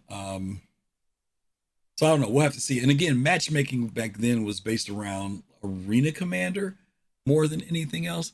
Now, I do know that there is a certain level of matchmaking that will come up from the NPC level of the game, but we don't have enough detail on that yet to see how much that will happen when you run into an NPC encounter. Because there are going to be some NPCs that it's not going to make a difference how good you are. Like right now, when you do missions, mercenary stuff and whatnot, you build up over time. You take on more difficult missions as you go. It's a progressive thing. But in the verse, it could be very random too. You could run to an area where there's just some really highly level skilled pirates. It's not going to dumb it down for your sake. They're going to remain at the skill level they're at. And if you aren't capable enough to deal with them, you're going to get wiped out basically. So, and I've said this before, when the AI are on point in this game, they are on point in this game. Don't let it fool you. Because everybody says, oh, the AI are so dumb. No, they're not. It's the server ping rates and the fact that they're dragging. That's why they don't respond. But when you get on, and some of you know this, you get on a good server, man, the AI can be very challenging. They're not invulnerable, but they can be very, very challenging. Okay? You talked about some Let's go ahead matchmaking and get to the criteria next for Garin, question. who asked, can you elaborate on top speed mechanics and how they interact with combat instances? So I'm still working out the top speed mechanics aspect of stuff because we're going to be limiting speed while you're dogfighting, mainly for sort of the fun side of it, but also there's a sort of pseudoscience aspect where as you sort of make rapid directional changes relative to someone else, right? So it's not speed per se, but it's your relative velocity vector. So if you're going this way, say at 1,000 kilometers per hour, and then you suddenly want to go this way at 1,000 kilometers per hour in a very short period of time, and of course it's all relative to who you're dogfighting or relative to the planet or whatever, then that would be a vast amount of basically deceleration and then acceleration to make that change, and over a short period of time it would be a huge amount of forces on your body, and our human body can only withstand so much. So the intelligent flight control system that's in most of the ships will sort of limit the sort of velocities relative to whoever you're fighting with or whatever, based on safe areas, so you're not going to be killing yourself when you want to suddenly go 180 degrees the other way. But there definitely will be cases where you'll be going much faster, i.e. when you're going from one area to another area, sort of whatever you want to call warp speed, which is sort of what we're calling our point to C, so basically a fifth the speed of light.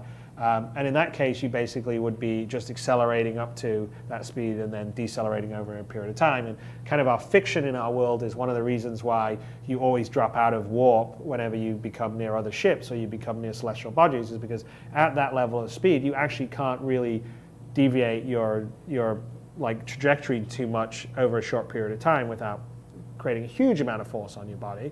And so likely is you won't be able to avoid a collision. So your intelligent flight control, warp system, whatever, is sort of scanning way ahead and goes, oh, look, I've got an object way off in the distance. I better start to decelerate me and drop me out of this warp. And that's sort of the sort of kind of in-fiction reasoning behind why you get pulled out of warp or autopilot, however you want to talk it, when you're going between distances. So in terms of the instancing, I guess you drop in and out based on whether there's other ships there and also whether there's planets. And then I'm also toying with the idea of you being able to sort of run away, like you basically just keep accelerating. So you sort of go faster than dogfighting, and your intelligent flight control system lets you do for dogfighting. But the downside as you keep accelerating is obviously the ship will suddenly stop to, will not let you really do much deviation and turning. So if I'm trying to flee a battle and I go fast, yes, I'm going fast, but if someone gets on my tail, he has pretty much a free shot. And generally sort of things like laser bolts or missiles will have higher top speed. Obviously, laser bolt definitely, but missiles even could have a higher level of acceleration and catch up with you faster. So you're sort of opening yourself up to some shots as you flee away, as you start to try and get fast enough away before you can make the jump to warp speed, so to speak. So anyway, I hope that helps out a little bit. But that's kind of how we're thinking. We're still going to be playing with it, so we'll be sort of updating you on how those mechanics will work in the game as we get to them and sort of see it in the persistent universe as well as just the dogfighting stuff. Because the dogfighting stuff's all going to be pretty limited, but this is really sort of more questions involving the persistent universe. Can you flee from the battle? How quickly can you flee? All that kind of stuff. Okay, next question comes from... Okay. So you guys know we talked about on the last episode about the flight model. There's constant modifications to it. We've seen this thing where before we were doing these lightning speeds. We were moving at 1,000 kilometers or 1,000 meters per second, whatever the case may be. CIG reeled that back down. They brought in the combat speeds where you are at a much slower speed when you're attacking. There's also a dynamic of even launching missiles at a certain speed. They're trying to balance out, and I know it's difficult because we all grew up watching space battles in Star Wars and Battlestar Galactica, where they're moving at these lightning speeds with these computer-assisted weapon systems that fire on each other. But Chris wants us to be able to feel like there's much more of a hands-on approach to our targeting and fighting, that we're the ones who are actually controlling what's going on, and he wants it to be up close and personal. Me targeting your engines, targeting your shield emitter, targeting your life support, whatever it is. He wants me to be in range of that. He also wants us, he said, they want us to be able to see the ships. You don't want to be so far out that you don't even see the ship, but you're able to target it and do damage to it or hurt it. They really want there to be this up close feeling when it comes to combat. So we've been through this. It's up and downs, it changes, but from the very beginning, he said that he wants it to be about fun, which means the jousting and stuff, that's not fun. And you guys know that jousting really isn't fun in the end. It's very time consuming. Battles and combat should happen within a certain time frame and last a certain amount of time, not just running back and forth like this for 10 minutes and 15 minutes and someone finally decides to just jump away because it's just frustrating. Okay, let's see the next question. From Jamanda, who asks, tractor beams suggest that ships are able to scoop cargo from space into their cargo bays. I assume the reverse would also be possible to jettison cargo into space. How does this work on ships that there are no bulkheads between crew compartments and the cargo holds? Really great question. That's actually something we're digging into right now in the design. We're actually trying to figure out exactly how we bring cargo in from, like if you're a pirate and you've just gone and spaced someone or they've jettisoned their cargo, how do you bring it into your cargo bay? So one way would be to have tractor beam to help that. The other way that we're talking about is some level of EVA where you would actually get into your spacesuit and take a little sort of space sled out and pick up the cargo and bring it back into your cargo hold. And obviously the ships, most of the ships that are really designed for pulling cargo should have a airlock door between the cargo hold and the sort of pilot or like living quarter area, so that you can space the cargo hold and you don't have to space the living quarters. If you actually had a ship that didn't have that, if you were opening up your cargo hold or spacing or whatever, you would have to basically space the whole ship, and you would have to be in a EVA or a spacesuit or whatever you want to call it to survive that. So obviously something like an Aurora isn't really designed for that, but then its cargo pod is external, so you can eject it. But most of the ships are actually going through and designing and going, okay, well, we probably need an airlock door here. How do we actually physically get the cargo in if we're trying to bring it in space or not in space? Because we recognize that a lot of people will actually be doing that in space besides just picking up stuff on the ground and dropping off on the ground. So there will actually be much more of a, like, in Star Citizen, there'll be more of a game mechanic around collecting your cargo than there has been in, say, Privateer or Freelancer or some other space sim games where you basically just run over the cargo and then it's magically in your hold. You actually have to tractor it in, or you have to go out there and get it and put it in your hold. So I think that will actually be a really cool game mechanic and add to the fun. Okay, so Castor asks... Okay, I can tell you now that CIG has already implemented this thing of moving cargo. He gave the example of with piracy. I shared the story before. About a month ago, I got pirated for the first time in Star Citizen. And when I mean pirated, I mean I got pirated, not I got attacked. I got pirated. It was a great engagement, great encounter. Shout out to those guys who did it, because they did the whole way you would pirate, and I wasn't mad afterward because it was my mistake and I got pirated. I set myself up to be pirated. But here was what was interesting. I think I had about 100 and I don't know. I had maybe about 100 units of something, SCU. on a C2, it took them about 35 to 40 minutes to move the bulk of that. There were only a few boxes left when it was done, like maybe like 8 or 10 when it was done. And I was out the other day, a group of us were out Friday night. Was it Saturday night with our friend Ops Chief. He had a fully loaded C2. He had about 1.2 million on his C2, and he got pirated, and we went out to go help him. And we were finally able to get his C2, get to his C2. The pirates were trying to unload it. They brought a Caterpillar. They had about 4 other Cuddy Blues. I mean, they brought a crew of people out to get this stuff. We know there were at least 5 to 6 people trying to move the boxes. And after about an hour, maybe, we got the ship back. And there was still about 80% of the stuff still on the ship.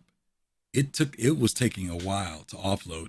Offloading these ships is no easy task manually, which means that if you're going to do piracy, you're going to have to be very strategic and be very much prepared. And so sometimes I wonder whether or not people are ready for that. You know, a lot of people talk about piracy. If you're negotiating, it's like, hey, pay us this or we're going to blow your ship up. That's a different type of piracy, right? Where it's all about ransom and, you know, getting paid off and, you know, paying basically to get through a certain area. That's one thing. But if you're into this whole idea of saying, I'm going to commandeer somebody's ship, well, all I can tell you is don't be dumb enough to disable it. You know, if you disable it, that means you've got to have means to get things off. And don't get me wrong, these people were prepared. They had a Caterpillar out there, and they were just fortunate enough that a group of us came back to help Ops Chief. But if he didn't have anybody online with him, they could have taken 2, 3, 4 hours if they wanted to and just got off as much and got away with it all. That's the risk on their end where their vulnerability point comes up, though. So it'll be interesting to see how this whole thing with piracy works out, moving things manually, not just under piracy circumstances, but just about when you're loading your ship up in your hangar. There's going to be a manual aspect of it, hiring NPCs or you and your friends or you by yourself. Those are all going to be factors with doing it. You mentioned in the last 10 for the chairman that the Idris was undergoing some interior changes in order to fit the amount of ships that you wanted inside the hangar. How many ships do you plan on allowing inside the Idris and which ones? Thank you very much in advance. So we're actually refactoring the Idris for the needs of Squadron 42, which would basically be a military corvette.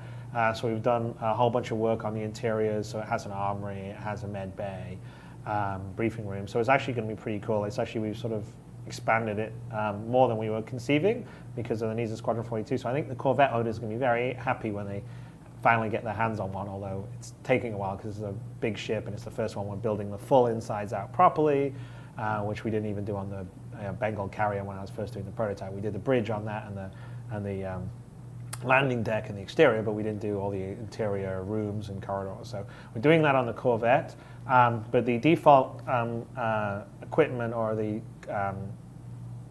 sort of ship loadout or so on the Corvette is going to be, they fly with basically 2 active Hornets, which run the patrols, and then they have a third Hornet that's sort of in reserve in case one of the other Hornets gets damaged. And that's kind of how the military one's set up. So I would say that generally you could assume that you could fit 3 ships Hornet size or smaller aboard the Corvette, and probably fly 2, maybe if you wanted to get pushy, fly 3 off. But really the flight deck's sort of built to sort of retrieve and launch 2 at a time. And then the third one goes into a storage area. So I hope that helps answer on the Idris Corvette. Next question comes from Andy. Okay, you Idris owners, they've been pretty consistent on that, and we've seen recent video and we've seen demonstrations with the Idris. Yes, the Idris has 3 on its flight, 2 on its flight deck with a reserve spot for a third ship. So for some people who, and we're dealing with Gladius Hornet sized ships. So keep that in mind. Keep that in mind, because there have been people who are saying, what if we use arrows? Maybe we can get maybe 6 arrows in. That possibly is true, but the landing deck is designed a certain way for takeoff and landing. Now, again, not saying that you can't put 6 of them in there. Maybe you can, maybe it's not a problem. I would probably say more like 4 arrows, maybe 5, because you still have to, you know, a lot of times people get into this thing of packing as much in there as possible, but when you're really trying to scramble jets and stuff, it's not going to be necessarily ideal. You get one guy or somebody who takes off the wrong way, and you have something catastrophic happen in the hangar, or someone bangs the ship and knocks it over on its side. Now, no ships can get out.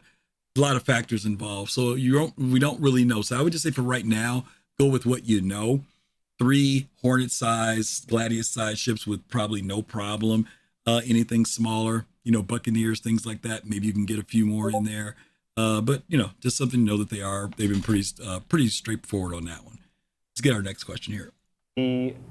The Cass, who asks, is it possible to do PvP with my friends for fun without losing my ship and equipment all the time? Insurance company will kill me. Smiley face.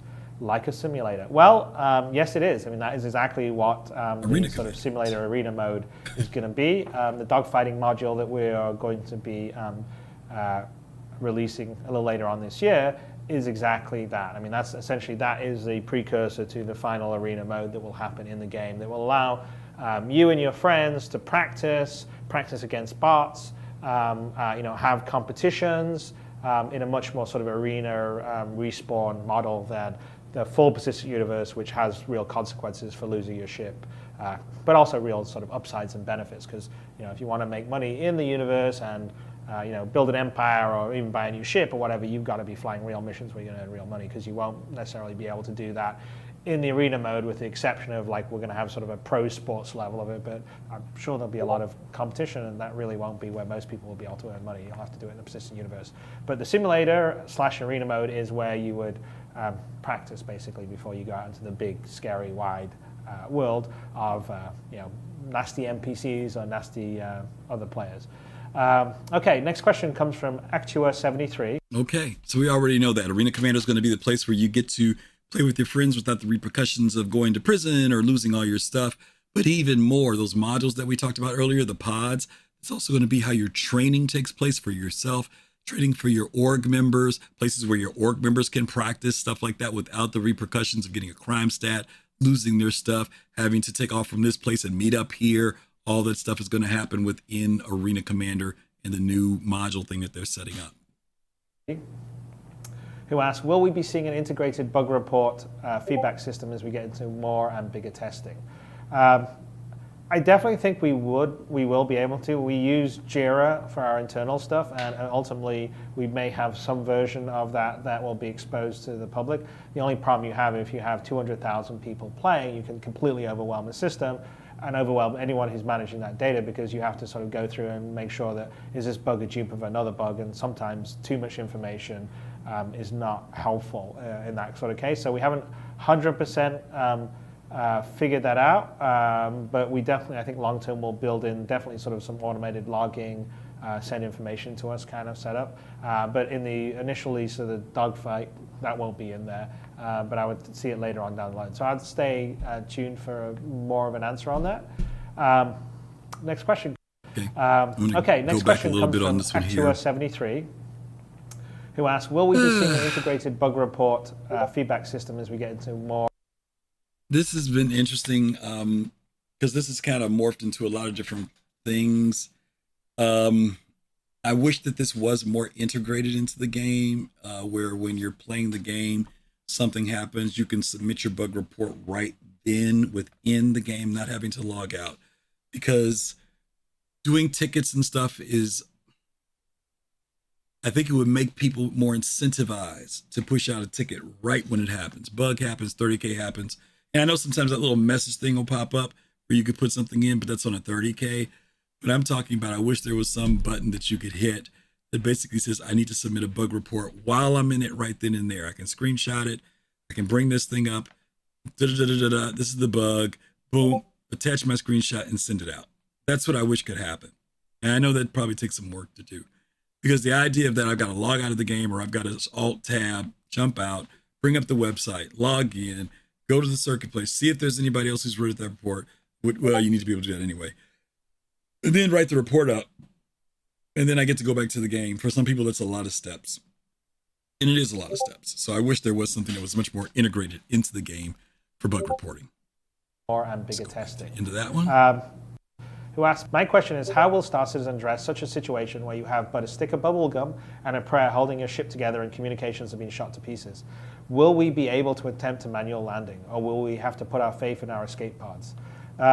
So that's actually a really interesting and good question. I haven't really considered the case where your ship is shot up so much and your communication module's broken, and then you get to a planet and you want to land, but of course you don't have communications, you can't land. I would think that what we would do in that sort of case is that essentially the planet would recognize that you're really shut up and say you're just cleared to land without you having to request. I think in terms of landing on another ship in space like a carrier or whatever, a corvette, in that case you would probably have to do a manual landing versus a automatic landing. And then of course, if none of that works, of course you could always use your escape pod, but there certainly will be some handling of the landing, so you can sort of nurse your ship back and try and get it back and then get it repaired, all the rest of the stuff. Okay, so we do know that the whole, in the earlier days, you got to remember, in the beginning, when you were going to land, you used to have to call for clearance. And the idea was that you would want to land at a landing zone. You called. Again, we covered this on Sunday's show that we did at Soul Citizens about R-Corp.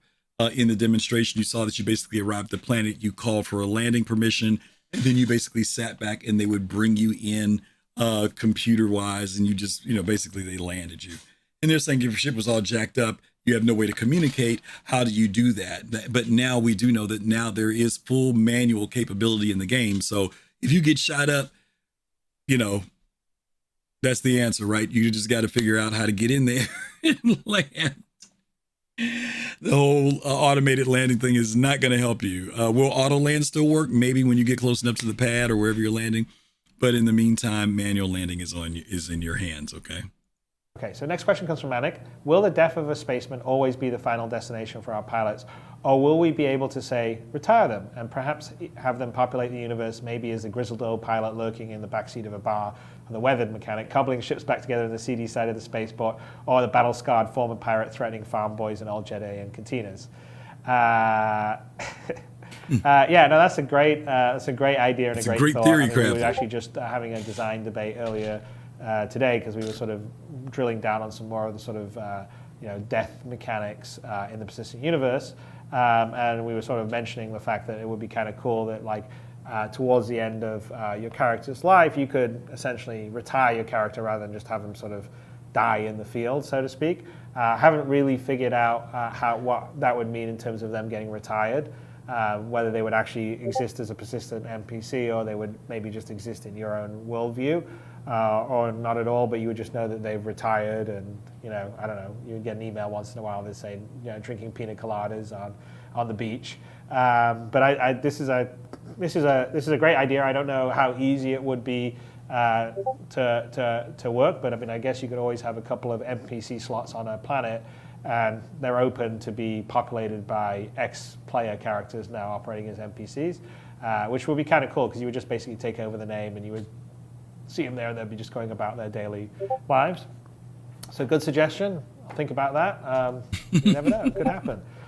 Okay, so I like the question in the sense of, if it's your character, do you have to just play this character till they die, or can you retire them? And I do like the idea of saying, hey, this character I've taken to a certain space, or maybe it's just the things that they've built up in reputations and everything, you're just kind of done with that one and you want to start with a fresh one, but you just don't want them to die off.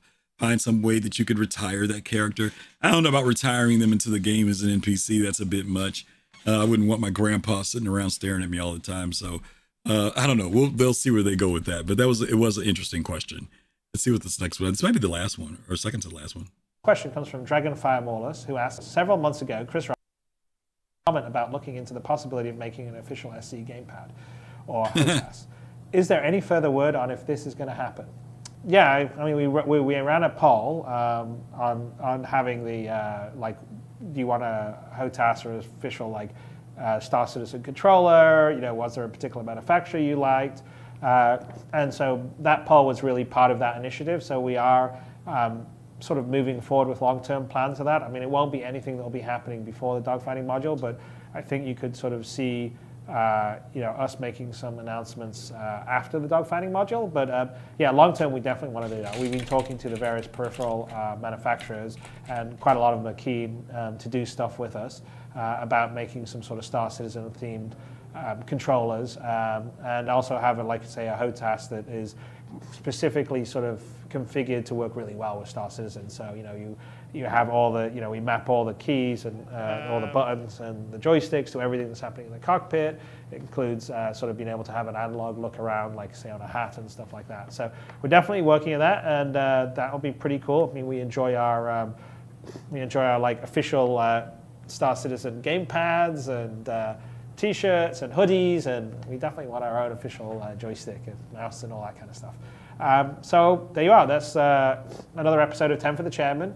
Thank you very much for joining me, and thank you very much to the subscribers out there for generously subscribing and enabling us to do a lot of this extra content. And thank you to the backers in general out there for supporting this game, allowing us to make this huge game now at a level that we're competing with. I mean, as far as I can tell, I think we're the biggest PC gaming development period. Maybe, I guess, Elder Scrolls Online that's probably more expensive than us, but there's not many other games that have got the funding, which has all come from you guys, and it's allowing us to make this huge, ambitious game that won't just stop from when the actual game is sort of initially finished. It will go on beyond that, and we'll be adding more and more features, and all your support is helping us sort of ramp some of that stuff up a bit sooner and go a bit wider earlier than we normally can, which is great. But I'm having a great time making a really big, deep universe, and there's a lot of things that we can sort of do that I've always wanted to do now, and that's all because of your support. So thank you very much, and I will see you next week on another episode of 10 for the Chairman. Okay, so that was Chris telling each of you thank you very much for helping them build his dream. I'm going to put this in because some of you may not know this. This is to complement the last question that came up. And I'm going to show you because some folks don't know about this. This was a thing back in the day.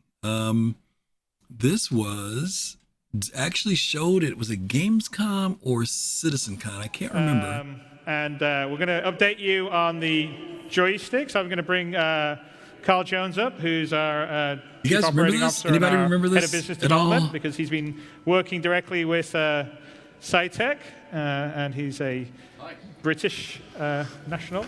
Right, hello. Pull these back. Hi. Here you are. You want to click those last 3 slides since you know which ones to go to? There you go. Okay. Hi, nice to meet you all. I'm Carl Jones, Chief Operating Officer, and I take care of business development. One of the things I've been handling very closely is our work with our partners, one of which, of course, is SciTech. And I wanted to update you all on the work that's been going on since we showed you the first kind of concepts at Gamescom. So we've been working with the team at SciTech, who I can tell you are as passionate about what they're doing as our team is about building Star Citizen. These are some really talented guys there, and they really want to deliver the best Star Citizen HOTAS and controller suite that they can. So already we've been making some changes to the early designs. We've enlarged the size of the initial HOTAS that they're going to build. We wanted to make it more stable, and we wanted to have space for more controls. We want to be able to really have a HOTAS, that you don't take your hands off. The footprint itself has also been enlarged so that you have a more stable device. Pull this out? Not yet. Not yet. All right, sorry. You tell me. Don't you show that yet. He's excited. Chris is excited. As you can see on the diagram there, we have some space for extra buttons. Don't do it. No, Carl's tough. I'm not going to cross him. Now, as you know, the idea of the HOTAS is that we can split it apart and we can combine it with other devices. So if you want to play with a keyboard or with a throttle attached, if you want to play with 2 joysticks, this should all be possible with a suite of devices. So they've been working on some specific technology to make that robust, easy to take apart and put back together, and also adding some extra stability so that throttle can stand by itself. So I think that means I can show you this one. Oh, okay. God. This one. Terrible. Over this way. This side. Sorry. Chase. This side. Oh my God. Okay. So this is the new mock-up we have. As I explained, you can see this is going to split apart, and you're going to be able to attach this to a keyboard. You're going to be able to have the extra buttons on the front there, as you can see. We have trackballs and various different controls that we're trying to use here for your aiming to make it as precise as possible. So it should be as easy to control as using a mouse or any other kind of controller. And then over here, we have our first mock-up of the suite working together. So this is with the throttle attached to just the numpad keyboard and with the joystick attached on one side. Of course, you could attach it with the keyboard. We need the camera. We're going to have a display here on the keyboard, so you're going to be able to get game information there. What we don't have here today, unfortunately, is a mock-up of the high-end HOTAS, which will have the OLED screen. There's quite a lot of questions still on setting this up and how exactly it's going to work. So after CitizenCon, we're going to be talking to you guys, getting your feedback on the designs. We'll have a lot of questions that we want your feedback so that you can help us build the best controller for the best space simulation. To me, there was just way too much going on in that. To me, but I don't know. You know, That's me. There you go. it's interesting. It was an interesting marketing piece. As you guys know, though, unfortunately, what is it I want to say? SciTech got bought out, if I'm remembering correctly. They didn't last very long. So that just kind of all went out the window, basically. People were kind of pumped up about that happening, but it just didn't happen. Logitech bought them. Thank you, Kai. Yeah, they got bought out by Logitech. And then we just didn't hear anything else about it. Yeah, right. And then the deal died. Yeah, we just didn't hear anything else about it. It was a bit much to me, to be honest with you. You know, there is this thing that it's a cool factor thing, and I think it's a great idea. But at the same time, it's like, you know, where is CIG focusing its energy and stuff, and peripherals and things of that nature? I think there are plenty of people who will say, hey, get the game out first. You know, the joystick area is a highly competitive area. And as we just mentioned, SciTech didn't survive that period themselves.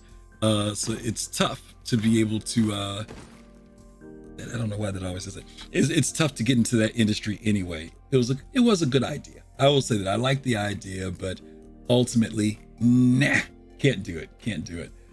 Okay, I am looking, bear with me, gang. I'm looking for someone because I am not in the place where I have my own moderators. So I have to look for where I want to do raids, but I'm just trying to see if there's anybody here that I know that I could raid who has a very small group. Okay, I'm just gonna go ahead and go with, let's see, who do I see? I mean, this raid Smashley. Smashley's been trying to get over to our other show, and I haven't had a chance to talk with her since she went on vacation. So I'm going to set us up for that. I think Arc VRC is on. Arc is a cool person too. But yeah, let me go ahead and do Smashley. Okay. Hey, no problem, boss lady. Thank you for coming by. I really appreciate you. It was nice to see your smiling text. I don't see your smiling face, but I'll see your smiling text. And to all of you who came in and sat in with me today, thank you guys. Every Tuesday, 12 noonish, I am on. And on Tuesdays, we do the 10 for the Chairman, just to talk about the history of the vision of Chris Roberts and the game for Star Citizen and Squadron 42. On Thursdays, we do Star Citizen This Week. Not This Week in Star Citizen. Star Citizen This Week, along with Thursday Therapy. So you guys can come back on Thursday if you're free around this time and hang out with me from 12 till 2. Different type of show, but we have a lot of fun. It's also where people come in and talk to me, which is always great. Kai, thank you again for dropping in earlier. Always appreciate your voice. You're a great asset to the community, and appreciate you always as a friend. Thank you guys. Don't forget to tell people about the channel. Don't forget to like, follow. I do usually post this video 24 hours later on my YouTube channel. So if you missed it earlier, came in late, you can always check it out there. But again, thank you guys. Just want to tell you, thanks, Jolly. Good to see you too, buddy. Tell you guys as always, stay safe, take care of yourselves, stay out of this heat, crazy heat coming through, especially in the Midwest the next couple days. And until we see you guys next time around, peace, love, and soul. Have a great day. See you soon. Bye. I'm gonna send you to Smash so you don't forget.